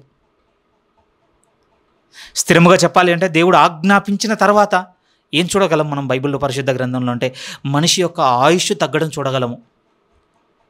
మనిషి యొక్క ఆయుష్ తగ్గడం. ఎందుకంటే దేవుడు నిశ్చయముగా చెప్పినాడు, నువ్వు మరణించదు అన్నాడు. మరణం మొదలైంది ప్రియమైన వాళ్ళ పాపం వలన. మొదటిది ఏంటంటే లోకంలోనికి పాపం వచ్చాను. రెండవది అంటే ఒక మనుషుని ద్వారా వచ్చాను. మూడోది ఏంటంటే ఆ వచ్చిన పాపము లోకంలోనికి మరణమును తీసుకొని వచ్చింది. నాలుగోది ఏమిటి అని అంటే బాగా వినండి ప్రియమైన వాళ్ళ, ఒకని ద్వారా ఈ లోకంలోనికి వచ్చిన మరణము పాపము అందరిలో ఇక వ్యాపించడం మొదలైందండి. అదే అన్నాడు కదా, మరణము అందరికీ సంప్రాప్తమాయను. అందరిలో వ్యాపించిన పదం ఉంది మనకు ఫుట్ నోట్ వర్డ్తో. నాలుగో విషయం ఏంటంటే ఒక ఆదాం దగ్గర ఆగిపోలేదట, అందరి ద్వారా వ్యాపించింది. ఐదవదే అత్యంత కీలకమైన మాట ప్రియమైన వాళ్ళ. ఐదవది ఏమిటి అని అంటే ఈ 12వ వాక్యంలో మనం విడగొట్టుకొని మిస్ అయినటువంటి ఆ పదం ఏమిటి అంటే 5వ పదంగా మనుషులందరూ పాపము చేసినందున. ఇక్కడ నేను టైం తీసుకోవాలండి, వాస్తవానికి చాలా టైం తీసుకోవాలి. ఈరోజు మేబీ ఎక్స్టెండ్ అవుతుంది ప్రియమైన వాళ్ళ. 8:45 వరకు అవుతుందండి ఈరోజు సెషన్. కొంచెం బేర్ చేయగలిగితే చేయండి ప్రియమైన వాళ్ళ, నేను ఒత్తిడి చేయను. పని ఉన్నట్లయితే మీరు డిస్కనెక్ట్ కూడా అవ్వచ్చు. ఏమండి, ఈ 12వ వాక్యంలో మనల్ని బాగా ఇబ్బందులకు గురి చేసేది నాకు తెలియదు ప్రియమైన వాళ్ళ. నేను ఇలా చెప్పగానే వెంటనే అంగీకరించే మనసు మీకు అనుగ్రహింపబడిందో లేదో నాకు తెలియదు, కానీ అత్యంత కీలకమైన పదం ఏమిటంటే 5వ భాగము ఫిఫ్త్ థింగ్ ఏమంటున్నాడంటే మనుషులందరూ పాపము చేసినందున. బాగా జాగ్రత్తగా వినండి. ఈ వాక్యమును బట్టేనండి సిద్ధాంతాన్ని మొత్తం మార్చుకున్నాం. ఏ సిద్ధాంతాన్ని? ఇదిగో ఆదామును బట్టి సర్వ మానవాళి పాపులుగా చేయబడ్డారన్నటువంటి సిద్ధాంతం మొత్తం మార్చుకున్నాం. మార్చుకోవడానికి ఆధారం ఏంటి? ఇదిగో ఆదాము పాపం చేసి ఉన్నాడు కనుక ఆదాము పాపి అయ్యాడు. కానీ మీరు చూసారా, ఆదామును బట్టి మనుషులందరూ పాపులయ్యారని ఆదాము చెప్పడం లేదు, బైబిల్ చెప్పడం లేదు. పైగా ఏమన్నది బైబిల్? మనుషులందరూ పాపము చేసినందున అన్నదా లేదా? సో కాబట్టి ఏంటి, ఇప్పుడు మనము ఆదామును బట్టి, ఆదాము సంతాన స్వభావమును లేకపోతే ఆదామును బట్టి మనం పాపముగా చేయబడ్డామన్న విషయాన్ని మనం అంగీకరించిన అవసరం లేదు అని మనం అంటే ముందే ఒక అగ్రిమెంట్కి వచ్చేసాం ప్రియమైన వాళ్ళ.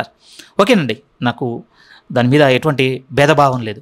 కానీ సమస్య ఏమిటి అని అంటే ఇక్కడ చెప్పిన ఈ వాక్యం మీద ఆధారపడే ఈ 2వ భాగంలో ఉన్నటువంటి 5వ అధ్యాయంలో 2వ పర్సన్ ఉన్నాడు కదా, ఇంకొక వ్యక్తి ఉన్నాడు కదా, ఆయన తీసుకొని వచ్చింది కంప్లీట్గా ఇబ్బందులకు గురవుతుంది ప్రియమైన వాళ్ళ. కంప్లీట్గా ఇబ్బందులకు గురవుతుంది. బాగా వినండి ఏం చెప్తున్నాడు అసలు పౌలు గారు. ఈ 5వ అధ్యాయం 12 నుంచి 21వ వాక్యం వరకు ఏం చెప్తున్నాడు ఒక్క స్టేట్మెంట్లో మీతో చెప్తాను ప్రియమైన. ఒక స్టేట్మెంట్ ఏమిటంటే ఆదాము పాపము చేసినందున ఆదామునందు మనుషులందరూ పాపులుగా చేయబడ్డారు. అలాగే యేసుక్రీస్తు తాను విధేయతతో దేవునికి చూపిన విధేయతను బట్టి యేసుక్రీస్తునందు మనుష్యులందరూ నీతిమంతులుగా చేయబడ్డారనేది ఒక్క వచనంలో స్టేట్మెంట్ అండి పౌలు గారిది. ఒక విధంగా పౌలు గారి స్టేట్మెంట్లో ఒక వాక్యంలో రాస్తే ఎలాంటి అర్థము అనంటే, ఆదాము అవిధేయత వలన ఆదాము నందు మనుష్యులందరూ ఎలాగో అయితే పాపులుగా చేయబడ్డారో అలాగే యేసుక్రీస్తు విధేయత వలన యేసుక్రీస్తునందు అందరూ నీతిమంతులుగా చేయబడ్డారనేది పౌలు గారి యొక్క వాదన. ప్రియమైన వాళ్ళ ఇక్కడ ఇది నా మాట కాదు, 19వ వాక్యం. అదే రెండవ అత్యంత కీలకమైన వాక్యం అన్నాను కదా, 19 చూడండి. 19 ఏలయనగా ఒక మనుష్యుని అవిధేయత వలన, ఆ ఒక మనుష్యుడు ఎవడు? ఆదాము అవిధేయత వలన అనేకులు పాపులుగా ఎలాగూ చేయబడిరో. మనం మార్చేదేం లేదండి ఇక్కడ, అనువాదంలో అంతకన్నా లోపం కాదు. ఇదేదో వేరేదో ఉండాల్సింది ఇక్కడ తీసుకొచ్చి పెట్టారు, అస్సలు కాదు ప్రియమైన వాళ్ళారా. ఇదే అసలైంది.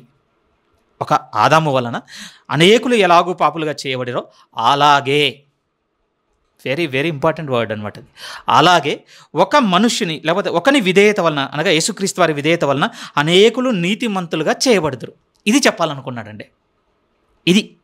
ఇది ఎంత కీలకమైంది అంటే, పాపం యొక్క అధికారం కింద నుంచి ఈరోజు మనం ఏ విధంగా విడిపింపబడ్డామో మనకు అర్థం కావాలి అంటే ఈ వాక్యం అర్థం కావాలి ప్రియమైన వాళ్ళ. మళ్ళీ నేను చెప్తున్నాను, పాపం యొక్క అధికారం కింద నుంచి మనం ఏ విధంగా విడిపింపబడ్డామో మనకు అర్థం కావాలి అంటే ఈ సిద్ధాంతం అర్థం కావాలి. ఏ సిద్ధాంతం? ఆదాము అను ఒకని అవిధేయత వలన మనుషులందరూ పాపులుగా చేయబడ్డారు, అలాగే ఒకని విధేయత వలన, యేసుక్రీస్తు వారి విధేయత వలన మనుషులందరూ నీతిమంతులుగా చేయబడ్డారు. లేదు నాకు ఆదాము దగ్గరది మాత్రం నేను ఒప్పుకోను, యేసుక్రీస్తుని బట్టి మాత్రం ఒప్పుకుంటానంటే ఎలా పాసిబుల్ అవుతుంది? అలాగే సేమ్ మనం ఇది రైట్ అన్నామంటే ఇది రైట్, ఇది తప్పు అన్నామంటే ఇది కూడా తప్పు. ఆదాము దగ్గరది తప్పు అన్నాం అనుకోండి, యేసుక్రీస్తు వారి దగ్గరది కూడా తప్పు. ఏంటి ఇప్పుడు? ఆదాము ఒకని వల్ల మనుషులందరూ పాపులుగా చేయబడ్డారని నేను ఒప్పుకోనంటే ఏదో ఒప్పుకోవద్దు తెలుసా? యేసుక్రీస్తు నందు మనుషులందరూ నీతిమంతులుగా చేయబడ్డారనేది కూడా ఒప్పుకోకుండా ఉండాలి. ఇక్కడ చూడండి ఎంత సేఫ్ గేమ్ ఉంటుందో. నేను కూడా అదే ఆడాను. ఎందుకంటే మనం కూడా ఒక సిద్ధాంతపరమైనటువంటి డిబేట్ చూస్తే నాకు నేనే కనపడ్డాను, ఒకప్పుడు ఇది నేనే కదా, ఇంతగా పాకులాడింది నేనే కదా. అందుకోసం మీతో చెప్తున్నాను కదా, మనం కేవలం ఉపదేశకుని మీదనే ఆధారపడి ఆగిపోయాం అనుకోండి, మన బతికే చీకటి అయిపోద్దండి. కొంచెం కఠినంగా ఉన్నా ఇది మీరు వినాలి ప్రియమైన వాళ్ళారా. కేవలం ఉపదేశకుని మీద, బోధకుని మీద, బోధించటోని మీద నేను ఆధారపడతాను. ఆయన ఎవ్రీ వీక్ ఒక కొత్త సంగతితో నా ముందుకు వస్తాడు, నన్ను మాత్రం ఒక గంట చక్కగా నాకు వినిపిస్తాడు, నన్ను ఆలోచింపజేస్తాడు. నేను చెడ్డదని అనటం లేదు, కానీ చీకటి అవ్వడానికి మాత్రం ఎంతో టైం పట్టదు ప్రియమైన వాళ్ళారా. అదే ఇదొకటి చీకటి అయినది ఈ సందర్భం. రైట్. ఎందుకు ఈ 19వ వాక్యం దగ్గర తీసుకొచ్చానంటే, మనకి ఈ 19వ వాక్యం అర్థం కావాలి అని అంటే, యేసుక్రీస్తునందు మనం అందరం నీతిమంతులుగా ఏ విధంగా చేయబడ్డామో మనకు అర్థం కావాలంటే 12వ వాక్యంలో ఉన్న మనుషులందరూ అపరాధము చేసినందున పదం ఉంది కదా, అక్కడికి వెళ్ళాలి ప్రియమైన వాళ్ళారా. వెరీ వెరీ ఇంపార్టెంట్ అండి. మళ్ళీ ఇప్పుడు వచ్చేయండి 12వ వాక్యానికి. 12 ముందుగా చదువుతున్నాను, మళ్ళీ ఎక్స్ప్లెయిన్ చేస్తాను. 12 ఇట్లుండగా ఒక మనుష్యుని ద్వారా పాపము ద్వారా మరణమును లోకంలో ఎలాగూ ప్రవేశించెనో అలాగుననే మనుష్యులందరూ పాపము చేసినందున మరణము అందరికీ సంప్రాప్తమైన. ఏమండి, ఈ మనుషులందరూ పాపము చేసినందున అన్న ఈ వాక్యంలో 3 పాసిబిలిటీస్ ఉన్నాయి ప్రియమైన వాళ్ళారా. 3 అవగాహనలకు చోటు ఉందండి. ఆ 3 మీతో చెప్తాను. మొదటి అవగాహన ఏమిటంటే, ఆదాము చేసినట్టు ఆదాము వలె మనుషులందరూ పాపం చేసినందున పాపులుగా చేయబడ్డారు. ఇదొక పాసిబిలిటీ. ఇది తప్పంటే తప్పనన్ను ప్రియమైన వాళ్ళు. ఎస్, ఆదాము పాపం చేసినట్టుగా మనం కూడా పాపం చేస్తున్నాం. ఇప్పుడు ఆదాము మాత్రమే పాపం చేశాడంటే నేను ఏ పాపం చేయకుండా చేతులు కట్టుకొని ఉన్నా కూడా ఈరోజు నేను పాపం అయిపోయాను అన్నాను కూడా ఏం లేదు, మనం కూడా చేస్తున్నాం. సో ఇది కూడా పాసిబిలిటీ ఉంది. రెండో పాసిబిలిటీ ఏమిటి అంటే, ఇది వెరీ ఇంపార్టెంట్. రెండో పాసిబిలిటీ ఏమిటంటే, ఆదాముకున్నటువంటి స్వభావము, ఆదాము గర్భాన పుట్టినందుకు ఈరోజు ఆ స్వభావం మనందరికి అనుగ్రహింపబడింది కనుక ఇదిగో ఇప్పుడు మనం పాపం చేస్తున్నాం. దీనికి కూడా పాసిబిలిటీ ఉందండి. ఈ అవగాహన కూడా చోటు ఉంది అక్కడ. ఇది తప్పంటే తప్పు కాదు ప్రియమైన, ఇది కూడా రైటే. కానీ మొదటిది రెండోది ఈ 2 కాదండి పౌలు గారు ఇక్కడ రాయడంలో ఆయన ఉద్దేశం. మొదటిది మీతో ఏమన్నాను, ఆదాము చేసినట్టుగా మనము కూడా పాపం చేస్తున్నాం కనుక ఇగో మనం పాపులం అయ్యాం. రైటే అంటే రైటే, కానీ పౌలు గారు రాస్తున్నప్పుడు ఉద్దేశం అది కాదు ఇక్కడ. రెండోది ఏంటి, ఆదాము ఒక స్వభావంతో మనలందరినీ కని ఉన్నాడు. ఆ ఆదాముకున్న ఆ స్వభావం ఈరోజు మనందరం పొందుకున్నాం. లేకపోతే కొన్ని పదాల్లో కొంతమంది ఒరిజినల్ సిన్ అంటున్నారు ప్రియమైన వాళ్ళరా, కొంతమంది మనము అంటే పుట్టడంతోనే పాపంతో పుడుతున్నాం అన్నటువంటి ఒక పదం ఉన్నది. రకరకాల పదాలు ఉన్నాయి కదా సిద్ధాంతపరమైనవి. ఆ ఉద్దేశంతో రాస్తున్నాడు పౌలు గారు, అది కూడా రైటే. కానీ పౌలు గారు అక్కడ రాయడంలో అది ఉద్దేశం కాదు. 3వ పాసిబిలిటీ లోతైంది ప్రియమైన వాళ్ళరా. 3వది మీరు అంగీకరించడానికి మీరు సిద్ధపడవలసింది కూడా నేను కోరుతున్నాను ప్రార్థన పూర్వకంగా. 3వ పాసిబిలిటీ ఏమిటి అని అంటే, బాగా జాగ్రత్తగా వినండి. ఆదాము మొదట పాపం చేసినప్పుడు, పాపం చేసిన ఆదామునందు మనం అందరం ఉన్నందున మనం ఆదాముతో కూడా పాపం చేసిన వారం అయ్యాం. ఇప్పుడు కాదు, ఇప్పుడు చేస్తున్నందుకు కాదు. పౌలు గారు రాస్తుంది ఇక్కడ, డే 1కి వెళ్తున్నాడు. కొంచెం కష్టమే, అంగీకరించడానికి చాలా కష్టమే. కానీ నేనేమంటున్నానంటే, విశ్వాసంలోనికి వచ్చిన మనమన్నా నమ్మకపోతే ఎలా ఈ విషయాన్ని? ఎందుకు ఈ మాట నేను అంటున్నా అంటే, అన్యుని అంగీకరించేటట్టుగా చేయడం చాలా దూరం ఇప్పుడు. కానీ బైబిల్ని కొంత అంగీకరించి ఇప్పుడు వచ్చాం కదా. బైబిల్లో కొన్ని సందర్భాలు ఉంటాయి ప్రియమైన వాళ్ళు, సపోర్ట్ కోసమే. మీరు హెబ్రీ పత్రిక 7వ అధ్యాయంలో మీరు చూశారనుకోండి, మెల్కీసెదెకు గారికి అబ్రహాం గారు దశమ భాగం ఇచ్చిన వివరణ అంటే ఆదికాండం 14లో ఉన్నది, మళ్ళీ హెబ్రీ 7లోకి తీసుకొచ్చి రాస్తుంటాడు భక్తుడు. రాస్తున్నప్పుడు ఆయన ఏమంటాడో తెలుసా? ఇదిగో అబ్రహాము మెల్కీసెదెకు దశమ భాగం ఇస్తున్నప్పుడు ఏమన్నాడంటే, లేవి కూడా దశమాంశములు ఇచ్చెను. అక్కడ చెప్పిన మాట ఏమిటంటే, అబ్రహాము మెల్కీసెదెకు దశమ భాగం ఇస్తున్నప్పుడు లేవి కూడా అబ్రహాములో ఉండేనని చెప్పుకుంటూ వస్తాడండి. అట్లీస్ట్ అంటే బైబిల్ ప్రూఫ్ కొంత ఉన్నందు మనమైనా నమ్మాలి. ఏ విషయాన్ని అంటే, బాగా వినండి ప్రియమైన వారలారా, ఆదికాండము 3లో మనం చూడగలము ఆదాము పాపము చేసిన ఘట్టాన్ని. ఆదాము పాపము చేసినప్పుడు ఆదామునందు మనమందరం ఉన్నామండి, సర్వ మానవాళి ఉన్నది. దాని అర్థం ఏమిటి అంటే, ఆదాము పాపం చేసినప్పుడు ఆదామునందు మనమందరము పాపం చేసి మనం పాపులమయ్యాం ప్రియమైన వారలారా. మీతో అన్నాను కదా, మనం మోడర్న్ థింకింగ్ అండి చాలా ఇబ్బంది పెడుతుంది, చాలా అంటే చాలా ఇబ్బంది పెడుతుంది. అట్లెట్లా నేను ఒప్పుకుంటాను, అసలు నా ప్రమేయమే లేదు కదా, నా ఇన్వాల్వ్మెంటే లేదు కదా, అసలు నేను లేనే కదా. నేను కూడా ఇలానే అనుకున్నానండి. ఈ సిద్ధాంతాన్ని నమ్మి దీని సంబంధమైనటువంటి డిబేట్లు అవుతున్నా లేకపోతే ప్రసంగాలు వింటున్నప్పుడు నాకు కూడా చాలా ప్లీజింగ్గా ఉండే, నాకు కూడా చాలా సంతోషంగా ఉండే. అంతే కదా, నా ప్రమేయం లేకుండా నన్ను పాపినంటే నేను ఎలా ఒప్పుకుంటాను? ఓకేనండి, లాజిక్కి రీజనింగ్కి ఇది రైటే. కానీ నేనేమంటున్నానంటే, లాజిక్ రీజనింగ్ కాదు ప్రియమైన, ఇక్కడ ఒక ఫ్యాక్ట్ ఉందండి. ఒక సత్యం మనతో ఏమని మాట్లాడుతుందంటే, ఒకని అపరాధం వలన మనుషులందరూ పాపులుగా ఎలాగూ చేయబడారో అలాగే ఒకని విధేయత వలన మనం నీతిమంతులుగా చేయబడుతున్నాం. ఈ ఆదాం దగ్గరది మనం సరి చేసుకుంటేనే యేసుక్రీస్తుది ఎలా సరవుతుందో మనం నేర్చుకోగలం ప్రియమైన వాళ్ళారా. ఒకవేళ మనం ఇలా అనుకుందామండి, నేను అగ్రీ చేయను. ఆదామునందు నేనుండి ఆదాము పాపం చేసినప్పుడు ఆదాముతో కూడా నేను కూడా పాపం చేసి నేను పాపినయ్యాను, నేను అలా అంగీకరించాను అని అంటే, బాగా వినండి ప్రియమైన వారలారా, అప్పుడు మనం ఏదో ఒప్పుకోవాల్సి వస్తుందంటే, ఆదామును కాపీ చేస్తున్నందుకు మనం కూడా పాపం చేసి పాపులమయ్యాం అన్నటువంటి విషయాన్ని అంగీకరించాల్సి వస్తుంది. అంతే కదా. ఆదాము ఒకటి జరిగించాడు, దేవుడు ఆదాముకు ఒక కట్టుబాటు పెట్టాడు. ఆ ఆజ్ఞను మీరి ఆదాము ఏం చేశాడంటే పాపం చేశాడు. సో ఇప్పుడు నేను కూడా పాపిని ఎలా అయ్యాను? ఆదామును కాపీ చేసి. దాని అర్థం ఏంటి?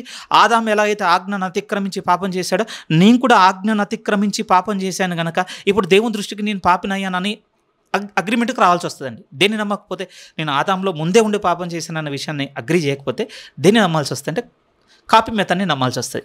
కొద్దిసేపు నమ్ముదామండి, అదే బాగుంది కూడా, లాజిక్గా రీజనింగ్గా రైటే అనుకుందాం.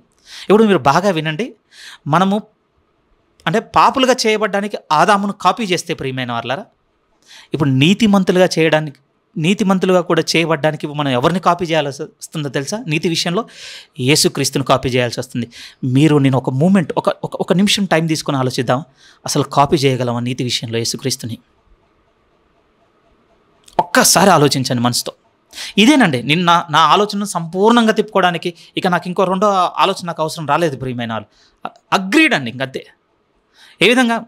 కళ్ళు తెరుచుకొని, కళ్ళు మూసుకుపోయి కదా ఇది. ఏమండి, మీరు ఏమన్నా మాట్లాడండి, ఎన్నైనా వినండి, ఏదైనా చేయండి, యేసుక్రీస్తులో ఉన్నటువంటి నీతిని కాపీ చేయడం అనేది ఎవ్వరి తరం కాదు ప్రియమైన వాళ్ళారు. ఎందుకు ఈ రెండింటిని తీసుకొస్తున్నా? అసలు పౌలు గారి ఆర్గ్యుమెంట్ అదే ఉందండి. ఒక విధంగా ఆర్గ్యుమెంట్ అన్న పదం పెద్దదవుతుంది, కానీ అసలు ఆయన నిరూపణ అదే ఉంది చూడండి. అందుకోసమే ఇప్పుడు మనము ఈ వాక్యంలో ఉన్నటువంటి ఈ 12వ వాక్యంలో ఉన్న ఈ పదం చాలా లోతుగా మనసుకు తెచ్చుకొని ఆలోచించవలసింది ఏంటంటే, మనుషులందరూ పాపం చేసినందున అన్న పదంలో పౌలు గారి యొక్క లోతైన ఆలోచన ఏమున్నది అంటే, ఆదాము అపరాధము చేసినప్పుడే ఆదామునందు మనమందరమును పాపము చేసిన వారం అయ్యాం ప్రియమైన వాళ్ళారా. కనెక్టివిటీ ఉందండి. లేదు నాకు ఆయనకు సంబంధం లేదు అనడానికి లేదు. ఇప్పుడు ఇండివిజువలిజం కదండి మందంతా. ఈ వ్యక్తిగత స్వార్థవాదంలో ఉండేసరికి మనం అంగీకరించడం లేదు. కానీ ఇదే జరిగింది. ప్రూఫ్ ఏంటి బ్రదర్? బాగానే ఉంది, దీనికి నిరూపణ ఏంటి? నిరూపణ నా దగ్గర కాదు. 13వ వాక్యం నుంచి 14వ వాక్యం వరకు పౌలు గారు ఇస్తున్నటువంటి నిరూపణ ఎలా ఉందో చూద్దాం. చూడండి 13 నుంచి. ఎలైనగా ధర్మశాస్త్రము వచ్చినది గనక పాపము లోకంలో ఉండెను, కానీ ధర్మశాస్త్రము లేనప్పుడు పాపము ఆరోపింపబడదు. ఓకే, కొంచెం కష్టమైన పదమే. అసలు ధర్మశాస్త్రం ఎందుకుందంటే పాపాన్ని ఎక్స్పోజ్ చేయడానికి, లేకపోతే ఇలా చెప్తాను అసలు దేవుని ఆజ్ఞ కదా ధర్మశాస్త్రం. ఆజ్ఞ ఎందుకుంది అని అంటే మనం ఆజ్ఞను అతిక్రమించి పాపం చేస్తున్నామని మనలో ఉన్నటువంటి పాపాన్ని ఎక్స్పోజ్ చేయడానికే ఉంది. అదే చెప్తున్నారు 13లో. మళ్ళీ నేను చదువుతున్నాను. ఏలనగా ధర్మశాస్త్రము వచ్చినది కనుక పాపము లోకంలో ఉండెను కానీ ధర్మశాస్త్రము లేనప్పుడు పాపము ఆరోపింపబడదు. ఇది చూడండి 14. అయినను ఆదాము చేసిన అతిక్రమమును పోలి పాపము చెయ్యని వారి మీద కూడా ఆదాము మొదలుకొని మోషే వరకు మరణం ఏలెను. ఏం చెప్తున్నాడు 13, 14 వాక్యంలో పౌలు గారు ఏం చెప్తున్నారు అని అంటే ఆదాము నందే అందరూ పాపము చేసి మరణమును పొందుకున్నారని నిరూపణిస్తున్నాడండి. ఆయనే పరిశుద్ధాత్మ దేవుడే ఇస్తున్నాడు. ఏ విధంగా ధర్మశాస్త్రం ఉంది కనుక పాపం అంటే ఏంటో తెలిసింది. బాగా వినండి. ఆదాము మొదలుకొని మోషే వరకు ఏం లేదో తెలుసండి, ధర్మశాస్త్రం లేదు.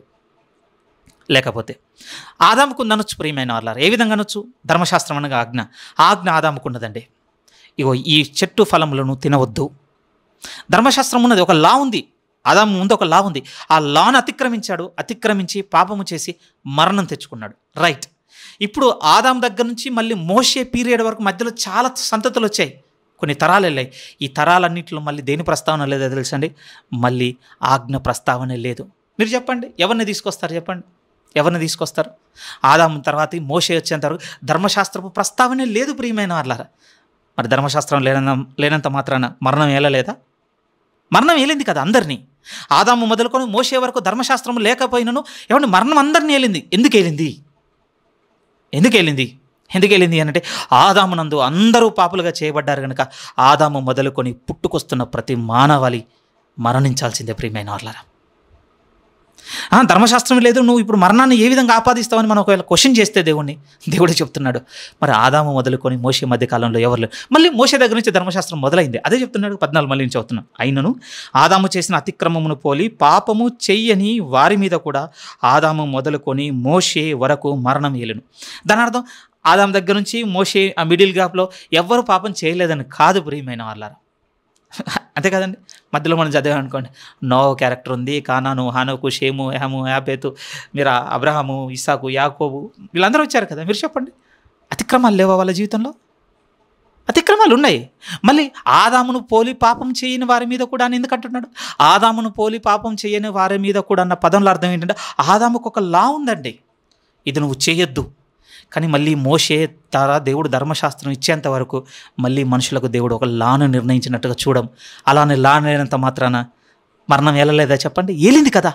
మరి లా లేకుండా మరణం రావద్దు కదా. ఎట్లొచ్చింది? ఆదామునందు మనుషులందరూ పాపులుగా చేయబడ్డారు కనుక పాపం వలన వచ్చిన జీతము మరణం, అందరూ చచ్చుతూనే ఉన్నారు. కొంచెం కష్టమైందండి ఈ సందర్భం. ఒకవేళ మీ హృదయం కొంచెం లోతు గురైనట్లయితే మళ్ళీ వినడానికన్నా ప్రయత్నం చేయండి ప్రియమైన వాళ్ళారా. ఏమో నేను మళ్ళీ వచ్చే వారాన్ని కూడా ప్రేయర్లో పెట్టుకుంటాను. మళ్ళీ నా మనస్సాక్షికి దేవుడు మళ్ళీ ఇదే ఉపదేశించమని మాత్రం చెప్తే మళ్ళీ ఇదే చెప్తానండి వచ్చే వారం కూడా. వెరీ వెరీ సీరియస్ అండి. ఆలోచిస్తున్నారో లేదో నాకు తెలియదు ప్రియమైన వాళ్ళారా. ఇది ఫీల్ అయితే ఒక ఆదివారం సంఘంలో మళ్ళీ ముఖాముఖిగా మనం మాట్లాడుకోవాలి, ఈ విషయాల్ని నిశ్చయముగా మాట్లాడుకోవాలి ప్రియమైన వాళ్ళ. చెప్పుకుంటూ వెళ్ళిపోతున్నాడు 14 నుంచి. ఆయనను ఆదాము చేసిన అతిక్రమమును పోలి పాపము చెయ్యని వారి మీద కూడా ఆదాము మొదలుకొని మోషే వరకు మరణం ఏలెను. ఆదాము రాబోవానికి గుర్తయ్యుండెను. ఏమండి, చాలా జాగ్రత్తగా వినండి, నేను ముగించడానికి ప్రయత్నం చేస్తున్నా.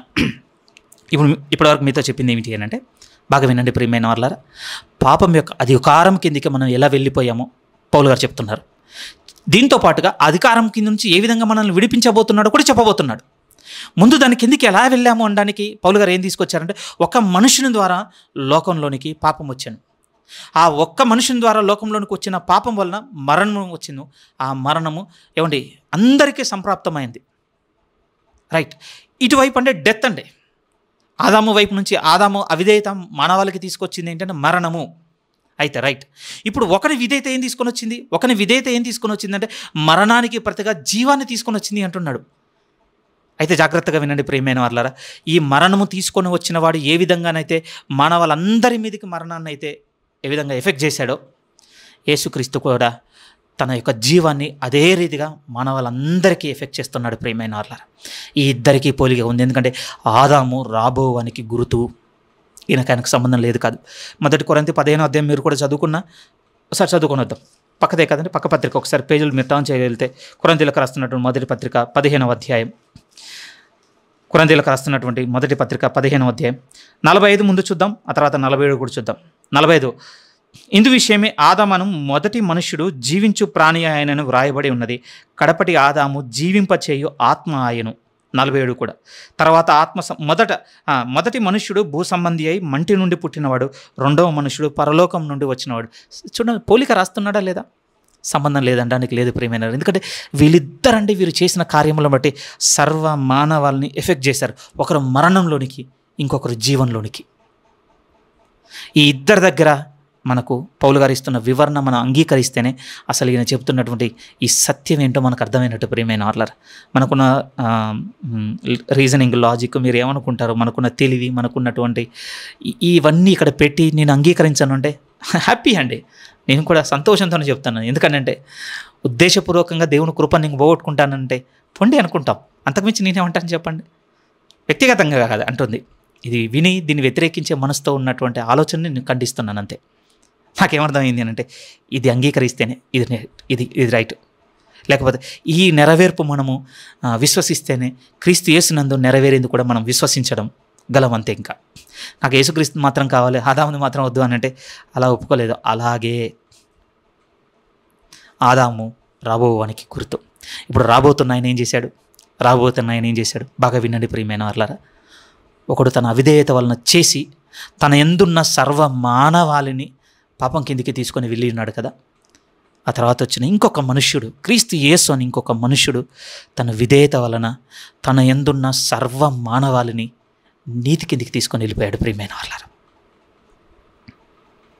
అదే 15, 16, 17, 18, 19 వాక్యాల వరకు పౌలు గారు రాసేశారు. జాగ్రత్తగా వినండి. ఈ 15, 16, 17 వాక్యాల్లో, లేకపోతే 15 నుంచి 19, ఈ 5 వాక్యాల్లో 5 పోలికలు చెప్తాడండి. మొదటి ఆదాముకు, ఈ రెండవ ఆదాముకు, లేకపోతే కడపటి ఆదాముకు 5 పోలికలు. ఈ 5 నుండి 2 ఇద్దరిలో ఉన్నవి ప్రియమైన వాళ్ళ, ఒక 3 ఇద్దరికి వేరుగా, అంటే ఒకరినొకరిని విభేదించేటివి.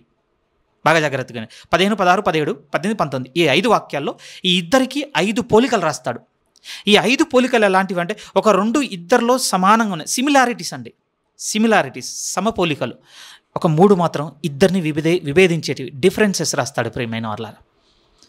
సరే, ముందుగా సమపోలికలు చూద్దాం. సమపోలికలు ఏమిటి అని అంటే 18, 19 వాక్యాలండి. చూడండి 18, 19 ఏమండి, ఈ 12 నుంచి 21లో ఉన్నటువంటి ఒకే ఒక థీమ్ మీ హృదయంలో పెట్టేశాను. ఆ ఒక థీమ్ ఏమిటి అంటే స్థిరంగా వినండి. ఆదామును బట్టి ఆదామునందు సర్వ మానవాళి పాపులుగా చేయబడ్డారు. అందుకోసమే పిల్లలు మొదలుకొని వృద్ధుల వరకు అందరినీ మరణం ఏలిందండి. మరణం ఏలకుండా వదిలిన మానవుడు ఎవ్వరూ లేరు. ఎందుకంటే ఆదామునందు అందరూ పాపులుగా చేయబడ్డారు. ధర్మశాస్త్రం లేని పీరియడ్లో ఆదాము నుండి మోషే గ్యాప్ మధ్యలో ధర్మశాస్త్రం ఏం లేదు, ఎటువంటి ఆజ్ఞలు లేకపోయినా మరి ఎందుకు మరణం ఏలింది? ఎందుకు వెళ్ళింది అని అంటే అందరూ పాపులుగా చేయబడ్డారు కనుక పాపం వలన వచ్చి జీతము మరణం అందరికీ సంప్రాప్తమైంది ప్రియమైన వాళ్ళారా.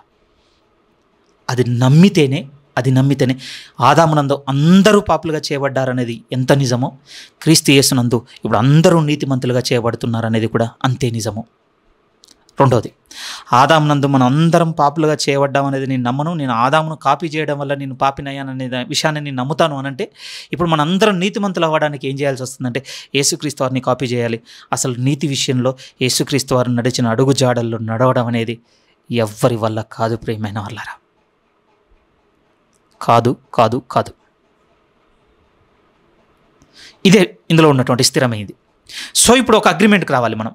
ఒక అంగీకారం ఏం రావాలి అంటే, అవును నేను నమ్ముతున్నాను ఆదాము మొదటి దినమున పన్ను తిన్నప్పుడు ఆదామునందు నేను కూడా పండు తిన్నాను. ఒక పరిశుద్ధ సేవకుడు చాలా బాగా చెప్పినాడండి ఈ సందర్భాన్ని. ఆయన అన్నాడు, ఏమన్నాడు అంటే, ఆదికాండము 3వ అధ్యాయంలో ఆదాము పండు తెంపుకొని తిన్నప్పుడు ఆదాముతో పాటు ఆ చెయ్యిని చాపిన చేతిలో నా చెయ్యి ఉంది, ఆ తిన్న ఆ నోటిలో నా నోరు ఉంది, ఆ అతిక్రమంలో నేను కూడా ఉన్నాను, నేను ఆదామునందు ఆ రోజు పాపం చేసి ఉన్నాను. అందుకోసం ఆయన ఏమన్నాడు అనంటే, దేవుడు ఆదాము అవ్వమ్మను పిలిచిన తర్వాత కొన్ని అడుగుతుంటాడు, ప్రియమైన ఆదాము నువ్వు చేసినదేమిటి? ఏమండి, ఇంకొక వైపు వచ్చి నేను చెప్పనా, అసలు నువ్వు ఎంత చేసావో తెలుసా ఆదాము? ఇప్పుడు నువ్వు అతిక్రమించి నువ్వు సర్వ మానవాళిని పాపులుగా చేసి ఉన్నావు. అసలు నువ్వు చేసింది ఏంటి ఆదాము? క్వశ్చనింగ్ కాదు ప్రియమైన వాళ్ళ, ఒక తీవ్రమైన బాధతో, ఏమండి ఒక అంటే లెక్క పెట్టలేనంత ఒక పెద్ద ఏమనాలండి, ఒక పెద్ద మిస్టేక్ అయిపోయినప్పుడు అండి ఒకటి వస్తుంది చూసారా, అయ్యో ఏం చేసావు నువ్వు అప్పుడు, అసలు ఇప్పుడు నువ్వేం చేసావు నీకు తెలుసా, ఒకటి ఉంటుంది చూసారండి. అలాంటి ఫ్రేజ్ ప్రియమైన, ఆదాము నువ్వు చేసింది ఏంటి అసలు, నీ యందు సర్వ మానవాళ్ళని నువ్వు పాపులుగా చేసి ఉన్నావు. ఇంకా నేను లోబడిపోయాను ప్రియమైన వాళ్ళ, ఇంకా నేను అంగీకరించేశాను. ఆ రోజు ఆదాముతో నేనున్నాను. ఆదాము పండు తిన్నప్పుడు ఆదాముతో పాటు నేను అతిక్రమించాను. ఎందుకు నమ్ముతున్నావు బ్రదర్, ఇది నీకు ఇబ్బందిగా లేదా? ఇబ్బందిగా, నా లాజిక్ ఇబ్బందిగానే ఉందండి. కానీ నేను ఎందుకు నమ్ముతున్నాను అంటే, ఈ 5వ అధ్యాయంలో ఈ విషయాన్ని నమ్మితే 6వ అధ్యాయంలోనూ అత్యంత లోతైన సందర్భం నమ్మగలం. 6వ అధ్యాయంలో ఏముందో తెలుసా అండి? 6వ అధ్యాయంలో ఒకరితో కూడా మనము మరణించాము, ఒకరితో కూడా సమాధి చేయబడ్డాము, ఒకరితో కూడా తిరిగి లేచాం. ఏ విధంగా? ఆదాముతో ఉన్నది నమ్మకపోతే ప్రియమైన వాళ్ళారా, యేసుక్రీస్తులో ఉన్నది నెరవేర్పే కాదు అసలు. 6వ అధ్యాయం అదేనండి, 6వ అధ్యాయం అదే కదా, 6లో చూస్తామండి. అందుకోసమే ప్రియమైన వాళ్ళారా, ఆ రోజు సిలువలో కల్వరి కొండ మీద మేకులు దిగుతున్న దేహంలో ఆ రోజు ఆ మేకులు మీ చేతులకు నా చేతులకు కూడా దిగొట్టబడ్డాయని నమ్మాల్సిందే. ఆ రోజు ఏమండి, మరణించిన వానిగా నేను కూడా ఎంచబడ్డానని నమ్మాల్సిందే. నేను కూడా సమాధి చేయబడ్డాను, నేను కూడా తిరిగి లేచాను. 6వ అధ్యాయం అదేనండి స్థాపన చేసింది. చాలా పెద్ద సత్యం ప్రియమైన వాళ్ళారా. నిజంగా అండి, దేవుణ్ణి నేను బెగ్ చేసుకుంటున్నాను, నా పూర్వపు దినములను నన్ను క్షమించు తండ్రి. నిజముగా నీ సేవకుడు రాసిన మాటలు గ్రహించుటకు కష్టమైన అన్న విషయాన్ని నేను మర్చిపోయి నా స్వకీయ నాశనానికి నేను అర్థం చేసుకొని నన్ను నేను పాపంలో కట్టుకున్నాను. ఇంతకాలం తెలియకుండా నన్ను విడిపించినందుకు దేవానికి స్తోత్రములని చెప్పుకున్నానండి. నా వల్ల మీ హృదయం ఈ మాటలు తడితే ప్రియమైన వాళ్ళారా, దేవుని ఇదే ప్రార్థనతో కలుసుకోండి ప్లీజ్. ఏమంటే ఇదే స్థిరమైంది. ఆదాము నందు మనందరం పాపులుగా చేయబడ్డాం. దానికి ప్రతిగా దేవుడు చేసిందంటే, ఇప్పుడు యేసుక్రీస్తు నందు మనం అందరం నీతిమంతులుగా చేయబడ్డాం. అందుకోసమేనండి ఇప్పుడు యేసుక్రీస్తు వారి నీతిని మనం కాపీ చేసేది కాదు, కేవలం ఆయన నందు ఉన్నందుకు అది మనకు అనుగ్రహింపబడింది. మీకు 4వ అధ్యాయంలో నేను చెప్పలేదా, ఆయన ఒక ట్రైన్ ఇంజన్ అయితే ఈరోజు మనం భోగిలుగా ఉండి మనం ఆయనతో కప్లింగ్ అయ్యాం ప్రియమైన వాళ్ళారా. విశ్వాసము ద్వారా ఆ ఇంజన్కి మనం కనెక్ట్ అయ్యాం ఉన్నాం. ఆ ఇంజన్లో ఉన్న నీతి అంతా మనకు ఆపాదించబడింది తప్ప మనం కాపీని చేసింది కాదు, మనం ఇమిటేట్ చేసింది కాదు. నీతి కోసం మనం చేసింది ఏదీ లేదు. ఇది బాగుంది వినడానికి, ఆదాముది వినడానికి బాగాలేదంటే ఆదాముది కూడా అంతే. ఆదాము కూడా నిశ్చయంగా అంతే. ఆదామునందు నిశ్చయముగా నేను పాపినిగా చేయబడ్డానని నేను ప్రభువుకు లోబడిపోయాను ప్రియమైన వాళ్ళారా. అప్పుడే నాకు సువార్త అర్థమైనట్టు అంతే. ఇంకా వ్యక్తిగతంగా ఏమండి, మన పూర్వపు సేవకులను బట్టి ఉపదేశించిన ఉపదేశాలను బట్టి వ్యక్తిగత అభిప్రాయంతో నేనేం చెప్పలేదు, కానీ నాకు అర్థమైంది ఇది ఒక చీకటి అంతే, నిశ్చయమైన చీకటి ప్రియమైన వాళ్ళారా. ఇప్పుడు చూస్తున్నాం, ఏం చూస్తున్నాం అంటే, ఇప్పుడు ఆదాము కడపటి ఆదాముగా ఉన్న ఈ ఇద్దరిలో ఉన్నటువంటి ఆ పోలికలు, లేకపోతే ఆ సిమిలారిటీస్ కావచ్చు, ఆ డిఫరెన్సెస్ కావచ్చు చూద్దాం. ముందు పోలికలు, సమపోలికలు చూద్దాం ప్రియమైన వాళ్ళారా. సమపోలికల గురించి 18-19 వాక్యాలు చూడండి. 18 కాబట్టి తీర్పు ఒక్క అపరాధ మూలమున వచ్చిదే మనుషులందరికీ శిక్షావిధి కలుగుటకు ఎలాగూ కారణమాయనో, అలాగే ఒక్క పుణ్యకార్యము వలన కృపాదానమును మనుషులందరికీ జీవప్రదమైన నీతి విధింపబడుటకు కారణమాయన. సిమిలారిటీ ఏంటో తెలుసా? సిమిలారిటీ ఏమిటంటే ఒక యాక్ట్ అండి, ఒక కార్యం. కాకపోతే ఆ ఒక కార్యంలో ఒకరిది ఏంటంటే డిసొబీడియన్స్, అవిధేయత, ఇంకొకరిది మాత్రం ఒబీడియన్స్ ప్రియమైన వాళ్ళ విధేయత. కానీ మీరు జాగ్రత్తగా ఒక్కదాంతోనే ఎఫెక్ట్ చేశారు, ఒక్కరే ఒక్కదాంతోనే అందరిని ఎఫెక్ట్ చేశారు. సిమిలారిటీ, సమపోలిక ప్రియమైన వాళ్ళ. ఆదాము చేసిన ఆ ఒక్కదాంతో అందరినీ ఎఫెక్ట్ చేశాడు. ఎందుకు అగ్రి చేయాలంటే, యేసుక్రీస్తు కూడా తన మరణం అనే తన విధేయతతో ఆ ఒక్క కార్యంతోనే సర్వమానవాల్ని ఆయన కూడా ఎఫెక్ట్ చేశాడంతే. సిమిలారిటీ. రెండోది ప్రియమైన వాళ్ళ 19, రెండోది, ఏలైనగా ఒక మనుష్యుని అవిధేయత వలన అనేకులు పాపులుగా ఎలాగూ చేయబడిరో, అలాగే ఒకని విధేయత వలన అనేకులు నీతిమంతులుగా చేయబడదురు. ఇంకొక సిమిలారిటీ ఏమిటంటే, ఆ ఒక్కని అవిధేయత వలన మనుషులందరూ ఏమైపోయారో తెలుసా? పాపులైపోయారు అంతే. సిమిలారిటీ సేమ్ అండి, మనుషులందరూ. దానికి ఇంకొక వైపు ఇంకొక సమపోలిక ఏమిటంటే, ఈయన విధేయత వలన మనుషులందరూ నీతిమంతులుగా చేయబడ్డారు. సమపోలికలండి ఈ ఇద్దరివి, సమపోలికలు. రైట్. ఇప్పుడు మనం చూడవలసింది ఏంటంటే, సిమిలారిటీస్తో పాటుగా డిఫరెన్సెస్ కూడా చూద్దాం ప్రియమైన వాళ్ళు. ఏంటి విభేదము? ఈయనకున్న విభేదం ఏంటి? ఇప్పుడు 15వ వాక్యం చూడండి.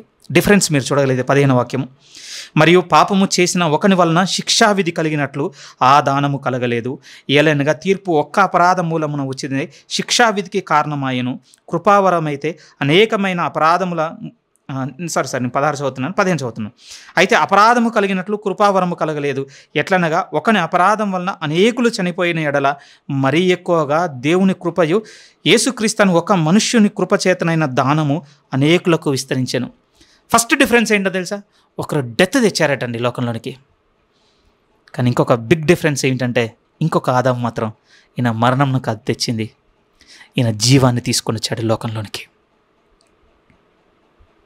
ఒకనైతే మరణం తెచ్చాడు, ఇంకొకనైతే జీవం తీసుకొని వచ్చాడు. రెండవ డిఫరెన్స్ ఏం చెప్తున్నాడంటే 16వ వాక్యంలో, ఒక్కడే అపరాధం అండి చేసింది. ఒక్క మనుషుడు అపరాధం చేసి ఆ అపరాధం వల్ల అనేకులను పాపులుగా చేశాడు.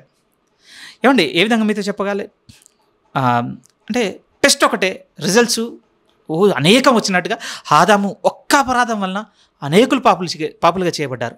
కానీ దానికి క్వైట్ కాంట్రాస్ట్గా, దానికి వైరుధ్యంగా, విభేదంగా ఏం జరిగిందంటే, అనేకమైన అపరాధములు ఒక ఆయన భరించి మనుషులందరినీ నీతిమంతులుగా చేశాడు.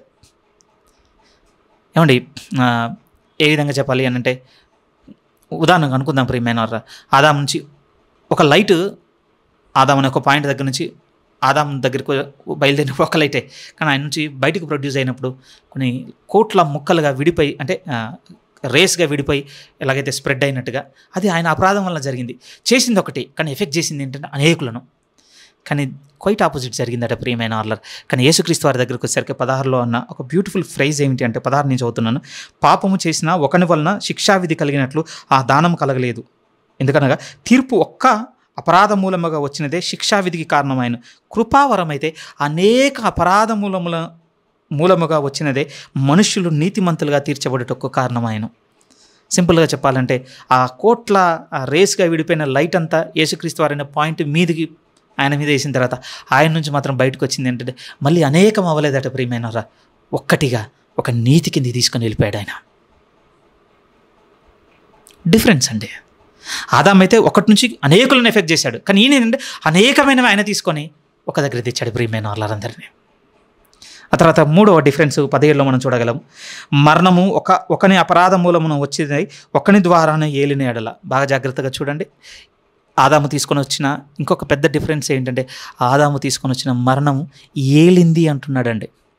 ఒక రాజు కనుక రాజ్యాన్ని ఏలినట్టుగా మరణము మానవాళినంతా ఏలింది. అంతే కదండి. భయపడని వారు ఎవరు ప్రియమైన వారులారా? మరణానికి భయపడని వాడు ఎవరు?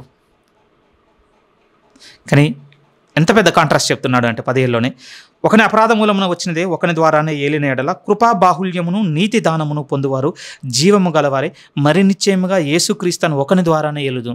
కానీ ఈయన ద్వారా వచ్చింది ఏంటంటే, మరణం ఏలడం కాదట ప్రియమైన వారులారా, జీవమే మరణాన్ని ఏలేదట్టుగా ఈయన మార్పును తీసుకొని వచ్చేశాడు. ఒక ఇద్దరు మనుషులు సర్వ మానవాళ్ళని ఎఫెక్ట్ చేశారు ప్రియమైన వారులారా.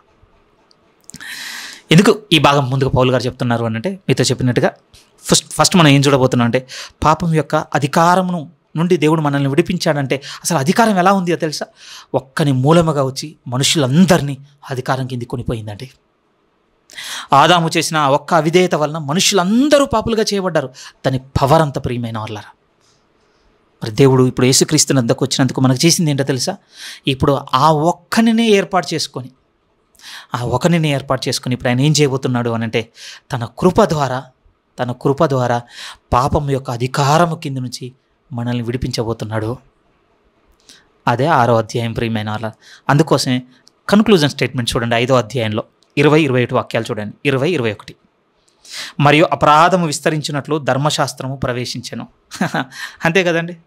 మీరు ధర్మశాస్త్రాన్ని చదువుతున్నారనుకోండి, మళ్ళీ ఉన్నటువంటి అపరాధములను చూపిస్తుంది అంతే, ఇంకా మరింతగా. లేకపోతే మీతో ఎలా చెప్పాలి ప్రియమైన వాళ్ళారా? ఏమంటే ఒక ఆజ్ఞ ఉందనుకోండి, అది కొంచెం రాంగ్గా రింగ్ అవుతుంది అని భయం అవుతుంది, కానీ చెప్పాలి ప్రేమ. ఒక ఆజ్ఞ ఉందనుకోండి, ఇప్పుడు ఆజ్ఞ ఏమైపోయిందో తెలుసా అండి? పాపము చేయుటకు ప్రేరేపించేవాడిని చేసేసిందండి ఆజ్ఞ మనల్ని. ఫర్ ఎగ్జాంపుల్ మీతో ఏ విధంగా చెప్పగలను? ఇప్పుడు మోహపు చూపు మీరు చూడొద్దు అన్నటువంటి ఆజ్ఞ మీ చెవికి నా చెవికి వినపడగానే మీ మనస్సాక్షి నా మనస్సాక్షి వేటి మీదకి వెళ్తుంది చెప్పండి? వేటి మీదకి వెళ్తుంది. ఏమర్థమైంది చెప్పండి? 20 వాక్యమే, 20 వాక్యమే. ఆ పర్స్పెక్టివ్తో ఇప్పుడు 20 చదివితే మీకు అర్థమైపోతుంది. అపరాధము విస్తరించినట్లు ధర్మశాస్త్రము ప్రవేశించను. ఈరోజు దేవుని లా ఎందుకు కనబడుతుందండి? దేవుని ఆజ్ఞ మనకి ఏ విధంగా కనబడుతుంది? అది నేను చెయ్యకుండా ఉండాలి అన్న కట్టుబాటు కాదండి ఈరోజు ఉన్నది. ఎట్లయిపోయిందో తెలుసా? ఈరోజు అది గుర్తుకు రాగానే ప్రియమైన వాళ్ళారా, మన కళ్ళ ముందు దాని ప్రతిరూపాలు కనపడేంతగా ఈరోజు మనం వెళ్ళిపోతున్నాం. మేబీ కొంచెం మిగతా అనేది రాంగా రింగ్ అయ్యే ప్రమాదంగా ఉంటుంది, కానీ వాస్తవం అదే ప్రియమైన వాళ్ళారా. అందుకోసమే ఇది చాలా ఆశ్చర్యం అనిపించిందండి. ఒక సంఘంలో దేవుని ధర్మశాస్త్రంలో ఉన్నటువంటి 10 ఆజ్ఞలు చదవడానికి చాలా ఆలోచిస్తారటండి.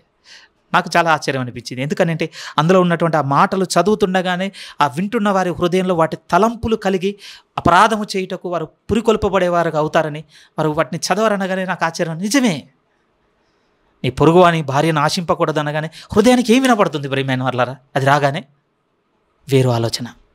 అపరాధం విస్తరించినట్లు ధర్మశాస్త్రం వచ్చింది. 20 వాక్యం మళ్ళీ చదువుతున్నాను. మరియు అపరాధము విస్తరించినట్లు ధర్మశాస్త్రము ప్రవేశించను, అయినను పాపము మరణమును ఆధారము చేసుకొని ఎలాగు ఏలెనో అలాగే నిత్య జీవము కలుగుటకై నీతి ద్వారా కృపయు మన ప్రభువైన యేసుక్రీస్తు మూలముగా ఏలు నిమిత్తము పాపము ఎక్కడెక్కడ విస్తరించినో అక్కడ కృప అపరిమితముగా విస్తరించెను. రెండో వర్డ్ ఇంట్రడ్యూస్ అవుతుంది ప్రియమైన వాళ్ళారా, రెండో సెక్షన్లోనికి. పాపం యొక్క అధికారము కింద నుంచి మనల్ని దేవుడు ఏ విధంగా విడిపింపబోతున్నాడంటే కృప మూలముగా. ఏ విధంగానంటే ఆ కృప మనకు ఎక్కడ కనపడుతుందంటే, ఒకని అవిధేయతలో పాపం కనపడిందండి, ఇంకొకని విధేయతలో మనకేం కనపడుతుంది అంటే ప్రభువైన యేసుక్రీస్తు వారి విధేయతలో కృప కనపడింది. ఆయన ఎందున్న కారణమును బట్టి ఈరోజు మనందరం నీతిమంతులుగా తీర్చబడ్డాం ప్రియమైన వాళ్ళారా. నీతి ఆపాదించబడిందండి, మనకి నీతి ఆపాదించబడింది. రైట్, మరి నాకు పాపం యొక్క అధికారం కింద నుంచి నేను ఇంకా విడిపింపబడలేదు కదా. ఆ విడిపింపబడ్డానికి వేనే 6వ అధ్యాయంలో రాస్తున్నాడు. ఓకే అండి, నేను ఈరోజు ఇక్కడితో క్లోజ్ చేస్తున్నాను ప్రియమైన వాళ్ళారా. 3 విషయాలు రివైండ్ చేసి నేను క్లోజ్ చేస్తాను. మొదటి విషయం ఏమిటి అని అంటే, మొదటిది ఏం చెప్పాలనుకున్నా అంటే, ఈ 5వ అధ్యాయం 12 నుంచి ఏం మొదలవుతుంది అని అంటే, పాపం యొక్క అధికారం కింద నుంచి దేవుడు మనల్ని ఏ విధంగా విడిపింపబోతున్నాడో పౌలు గారు రాస్తున్నారు. ముందైతే నీతిమంతులు ఏ విధంగా శిక్షాఫలము తీసివేసి, పాపం యొక్క శిక్షాఫలం తీసివేసి నీతిమంతులు ఎలా తీర్చాడనడానికి 4వ అధ్యాయం నుంచి 5వ అధ్యాయం 11 వరకు చూసాం. కొంత భాగం మనకు అర్థమైంది, అందులో ఉన్నటువంటి ఆశీర్వాదాలు కూడా మన హృదయానికి చేరాయి. రెండో భాగం ఏం కనపడుతుంది? మరి పాపం యొక్క శిక్షాఫలం కదా, ఇప్పుడు దాని యొక్క అధికారం ఉంది, దాని పవర్ ఉంది కదా. ఆ పవర్ కింద నుంచి నన్ను ఏ విధంగా విడిపింపబోతున్నాడంటే 5వ అధ్యాయం 12 నుంచి అసలు దాని పవర్ ఏంటో పరిచయం చేశాడు. ఏంటి దాని పవర్ అంటే, ఆదాము చేసిన పాపము అంటే ఆదామునందు అందరూ పాపులుగా చేయబడ్డాము. లేదు నేను దాన్ని ఒప్పుకోను అంటే యేసుక్రీస్తునందు నీతి పొంది మనకి. ఎందుకంటే ఆదాము నందు మనందరం పాపులుగా చేయబడ్డాం అనేది రైట్ అయితేనే, యేసుక్రీస్తు నందు ఈరోజు మనం నీతిమంతులుగా చేయబడుతున్నాం అనేది రైట్. ఒకని మూలముగా మీతో అన్నాను కదా, 2000 సంవత్సరాలకు పూర్వం చనిపోయిన ఆయన యొక్క మరణం ఈరోజు నన్ను ఎలా రక్షిస్తుంది అని అంటే, వెరీ సింపుల్ అండి. నేను ఆయన ఎందున్న కారణాన్ని బట్టి, నేను ఆదాము నందున్నందుకు ఈరోజు పాపముగా చేయబడి ఉన్నాను. ఆ పాపం యొక్క మరణం నన్ను కూడా వెళుతుంది. ఒకరోజు నేను కూడా చస్తాను ప్రియమైన వాళ్ళారా. వింటున్నా, మీరు కూడా నిశ్చయంగా చచ్చిపోతారు. సేవకుడు అన్నాడు, ఏదేమో కానీ మీ జీవితంలో నేను ఒకటి ప్రిడిక్ట్ చేయగలను ఖచ్చితంగా. ఏం ప్రిడిక్ట్ చేయగలను అంటే, మీరు నిశ్చయంగా చచ్చిపోతారని చెప్పాడు. నిజమే కదా. ఎస్, ఒకడు చేసిన దాన్ని బట్టి మనం నిశ్చయంగా చచ్చిపోతాం ప్రియమైన. అతన్ని ఎందుకు మనం పాపముగా చేయబడ్డాం, ఆ పాపమును బట్టి మనకు మరణం వచ్చింది. ఇప్పుడు దేవుడు ఏమంటుండంటే, ఇప్పుడు క్రీస్తు యేసునందు ఆయన విధేయత వలన ఈరోజు ఆయన ఎందున్నందుకు మనం నీతిమంతులుగా చేయబడ్డాం. సో ఇప్పుడు ఆయన మరణం నన్ను ఏ విధంగా కాపాడుతుందంటే, ఆదాము యొక్క పాపం నన్ను ఏ విధంగా అయితే మరణానికి తీసుకెళ్ళలేదో, క్రీస్తు యొక్క విధేయత, క్రీస్తు యొక్క త్యాగము, క్రీస్తు యేసునందు దేవుడు అగుపరిచిన కృప ఆయన యందు నన్ను జీవనంలోనికి నడిపించింది. అందుకోసమే కృపా బాహుల్యమును నీతి దానమును కలిగిన వారి యందు జీవం ఎలాబోతుంది ప్రియమైన వాళ్ళారా. ఇది రెండో విషయం అండి. మొదటిది పాపం యొక్క అధికారం చూపించాడు, ఆదామునందు ఎలా ఉందో. దాని నుంచి దేవుడు ఈరోజు మనల్ని ఏ విధంగా నీతిమంతులుగా చేసి ఉన్నాడు అనేది, ఇగో ఆదామునందు పాపులమైతే యేసుక్రీస్తునందు మనం ఈరోజు నీతిమంతులము. ఇది రెండవ విషయం. మూడవ ముఖ్యమైన విషయం ఏమిటి అని అంటే, ఇప్పుడు ఏ విధంగా దాని అధికారం కింద నుంచి మనం తీసుకురాబోతున్నాడు. 6వ అధ్యాయంలో ఉంది ప్రియమైన వాళ్ళ. 6, 7 అధ్యాయాలు, ఆ 2 అధ్యాయాలు నడవాల్సింది ఖచ్చితంగా. విషయం నేను ఒకటే కోరుకుంటున్నాను, ఒకవేళ ఇది మళ్ళీ అర్థం కాలేదు, మళ్ళీ వినాల్సిందే, వింటేనే కానీ అర్థం కానట్టుంది అని అంటే మీరు కామెంట్లతో రాయండి. వచ్చేవారం మళ్ళీ దీన్ని మనం విందాం. లేదు మాకు అర్థమైంది, ఇది మా హృదయానికి అర్థమైపోయింది, దేవుడు మా హృదయమును వెలిగించి ఉన్నాడని మీరు ఒకవేళ అన్నట్లయితే అది కూడా రాయండి. మనం ముందుకెళ్ళిపోదాం 6వ అధ్యాయంతో. బట్ ఇది వెరీ వెరీ ఎసెన్షియల్ ట్రూత్ ప్రియమైన వాళ్ళారా. ఈ జీవితంతో మనం పోగొట్టుకుంది చాలండి గతంలో. ఒకదాన్ని నమ్మి దాంతో మనం గూడు కట్టుకొని దేవునికి విరోధంగా బతుకుతుంది చాలు ప్రియమైన వాళ్ళ. ఇంకా చెప్పనా అండి, ఇది మనల్ని ఎంత ఇబ్బందులకు గురి చేసిందంటే, ఇంకా ప్రభు దగ్గరకు వచ్చిన తర్వాత కూడా పాపం యొక్క అధికారం కింద నుంచి ఎందుకు విడిపింపబడకుండా ఇంకా పాపులుగా, లేకపోతే పాపం చేస్తూనే ఉన్న ఇంతగా వాక్యం వింటున్నా ఎందుకు నేను దీని నుంచి బయటికి రావడం లేదంటే 5వ అధ్యాయంలో ఉన్న సత్యం మీద మనల్ని కట్టుకోకపోవటానండి. నిశ్చయంగా అంతే. ఆ సిద్ధాంతం నమ్ముతున్న వారందరూ ఈరోజు ఉన్న పాపముల వంతు చూస్తే ప్రియమైన వాళ్ళరా ఎక్కడున్నారో తెలిసిపోతుంది కదా మనకి. ఎందుకున్నారు అక్కడ? అదే పరిశుద్ధ గ్రంథమును కలిగి, అదే బోధన ఉపదేశిస్తూ, అదే దేవుని ఆరాధిస్తున్నట్టుగా, అనేకులను తీసుకొని వస్తున్నట్టుగా ఎందుకు అంత భయంకరమైన పాపంలో ఉన్నారంటే నిశ్చయంగా ఒకటి చెప్పగలను ప్రియమైన, ఒక సత్యము వారిని స్వతంత్రులను చేయుటకు దేవుడు పెడితే ఆ సత్యంలో నుంచి దూరం వెళ్ళిపోయిన ఆనవాళ్ళవి మీకు నాకు లేవా? ఇప్పటికి కూడా ఉన్నాయండి. ఎందుకున్నాయో తెలుసా? ఇంకా దీని మీద మనల్ని స్థాపన చేసుకోలేదు. ఇది 100 సార్లు విన్నా రాదేమని భయం కూడా ఉంది ప్రియమైన వాళ్ళరా. ఎందుకంటే మనకున్న ఈ ఐడియలిజంతో, లేదా ఇండివిజువలిజంతో ఈరోజు మనం దేవుని వ్యతిరేకిస్తూనే ఉన్నాం. కానీ 19వ వాక్యం స్థిరం అండి. ఒకనే అవిధేయత మూలముగా అనేకులు ఎలాగో పాపులుగా చేయబడిరో అలాగునని ఒకనే విధేయత మూలముగా మనుషులందరూ నీతిమంతులుగా చేయబడుదురు. ఈరోజు ఆదాము మందు మనందరము పాపులుగా చేయబడ్డాం ప్రియమైన వాళ్ళ. మనము పుట్టుకతోనే. మీ ఇష్టం ఇంకా.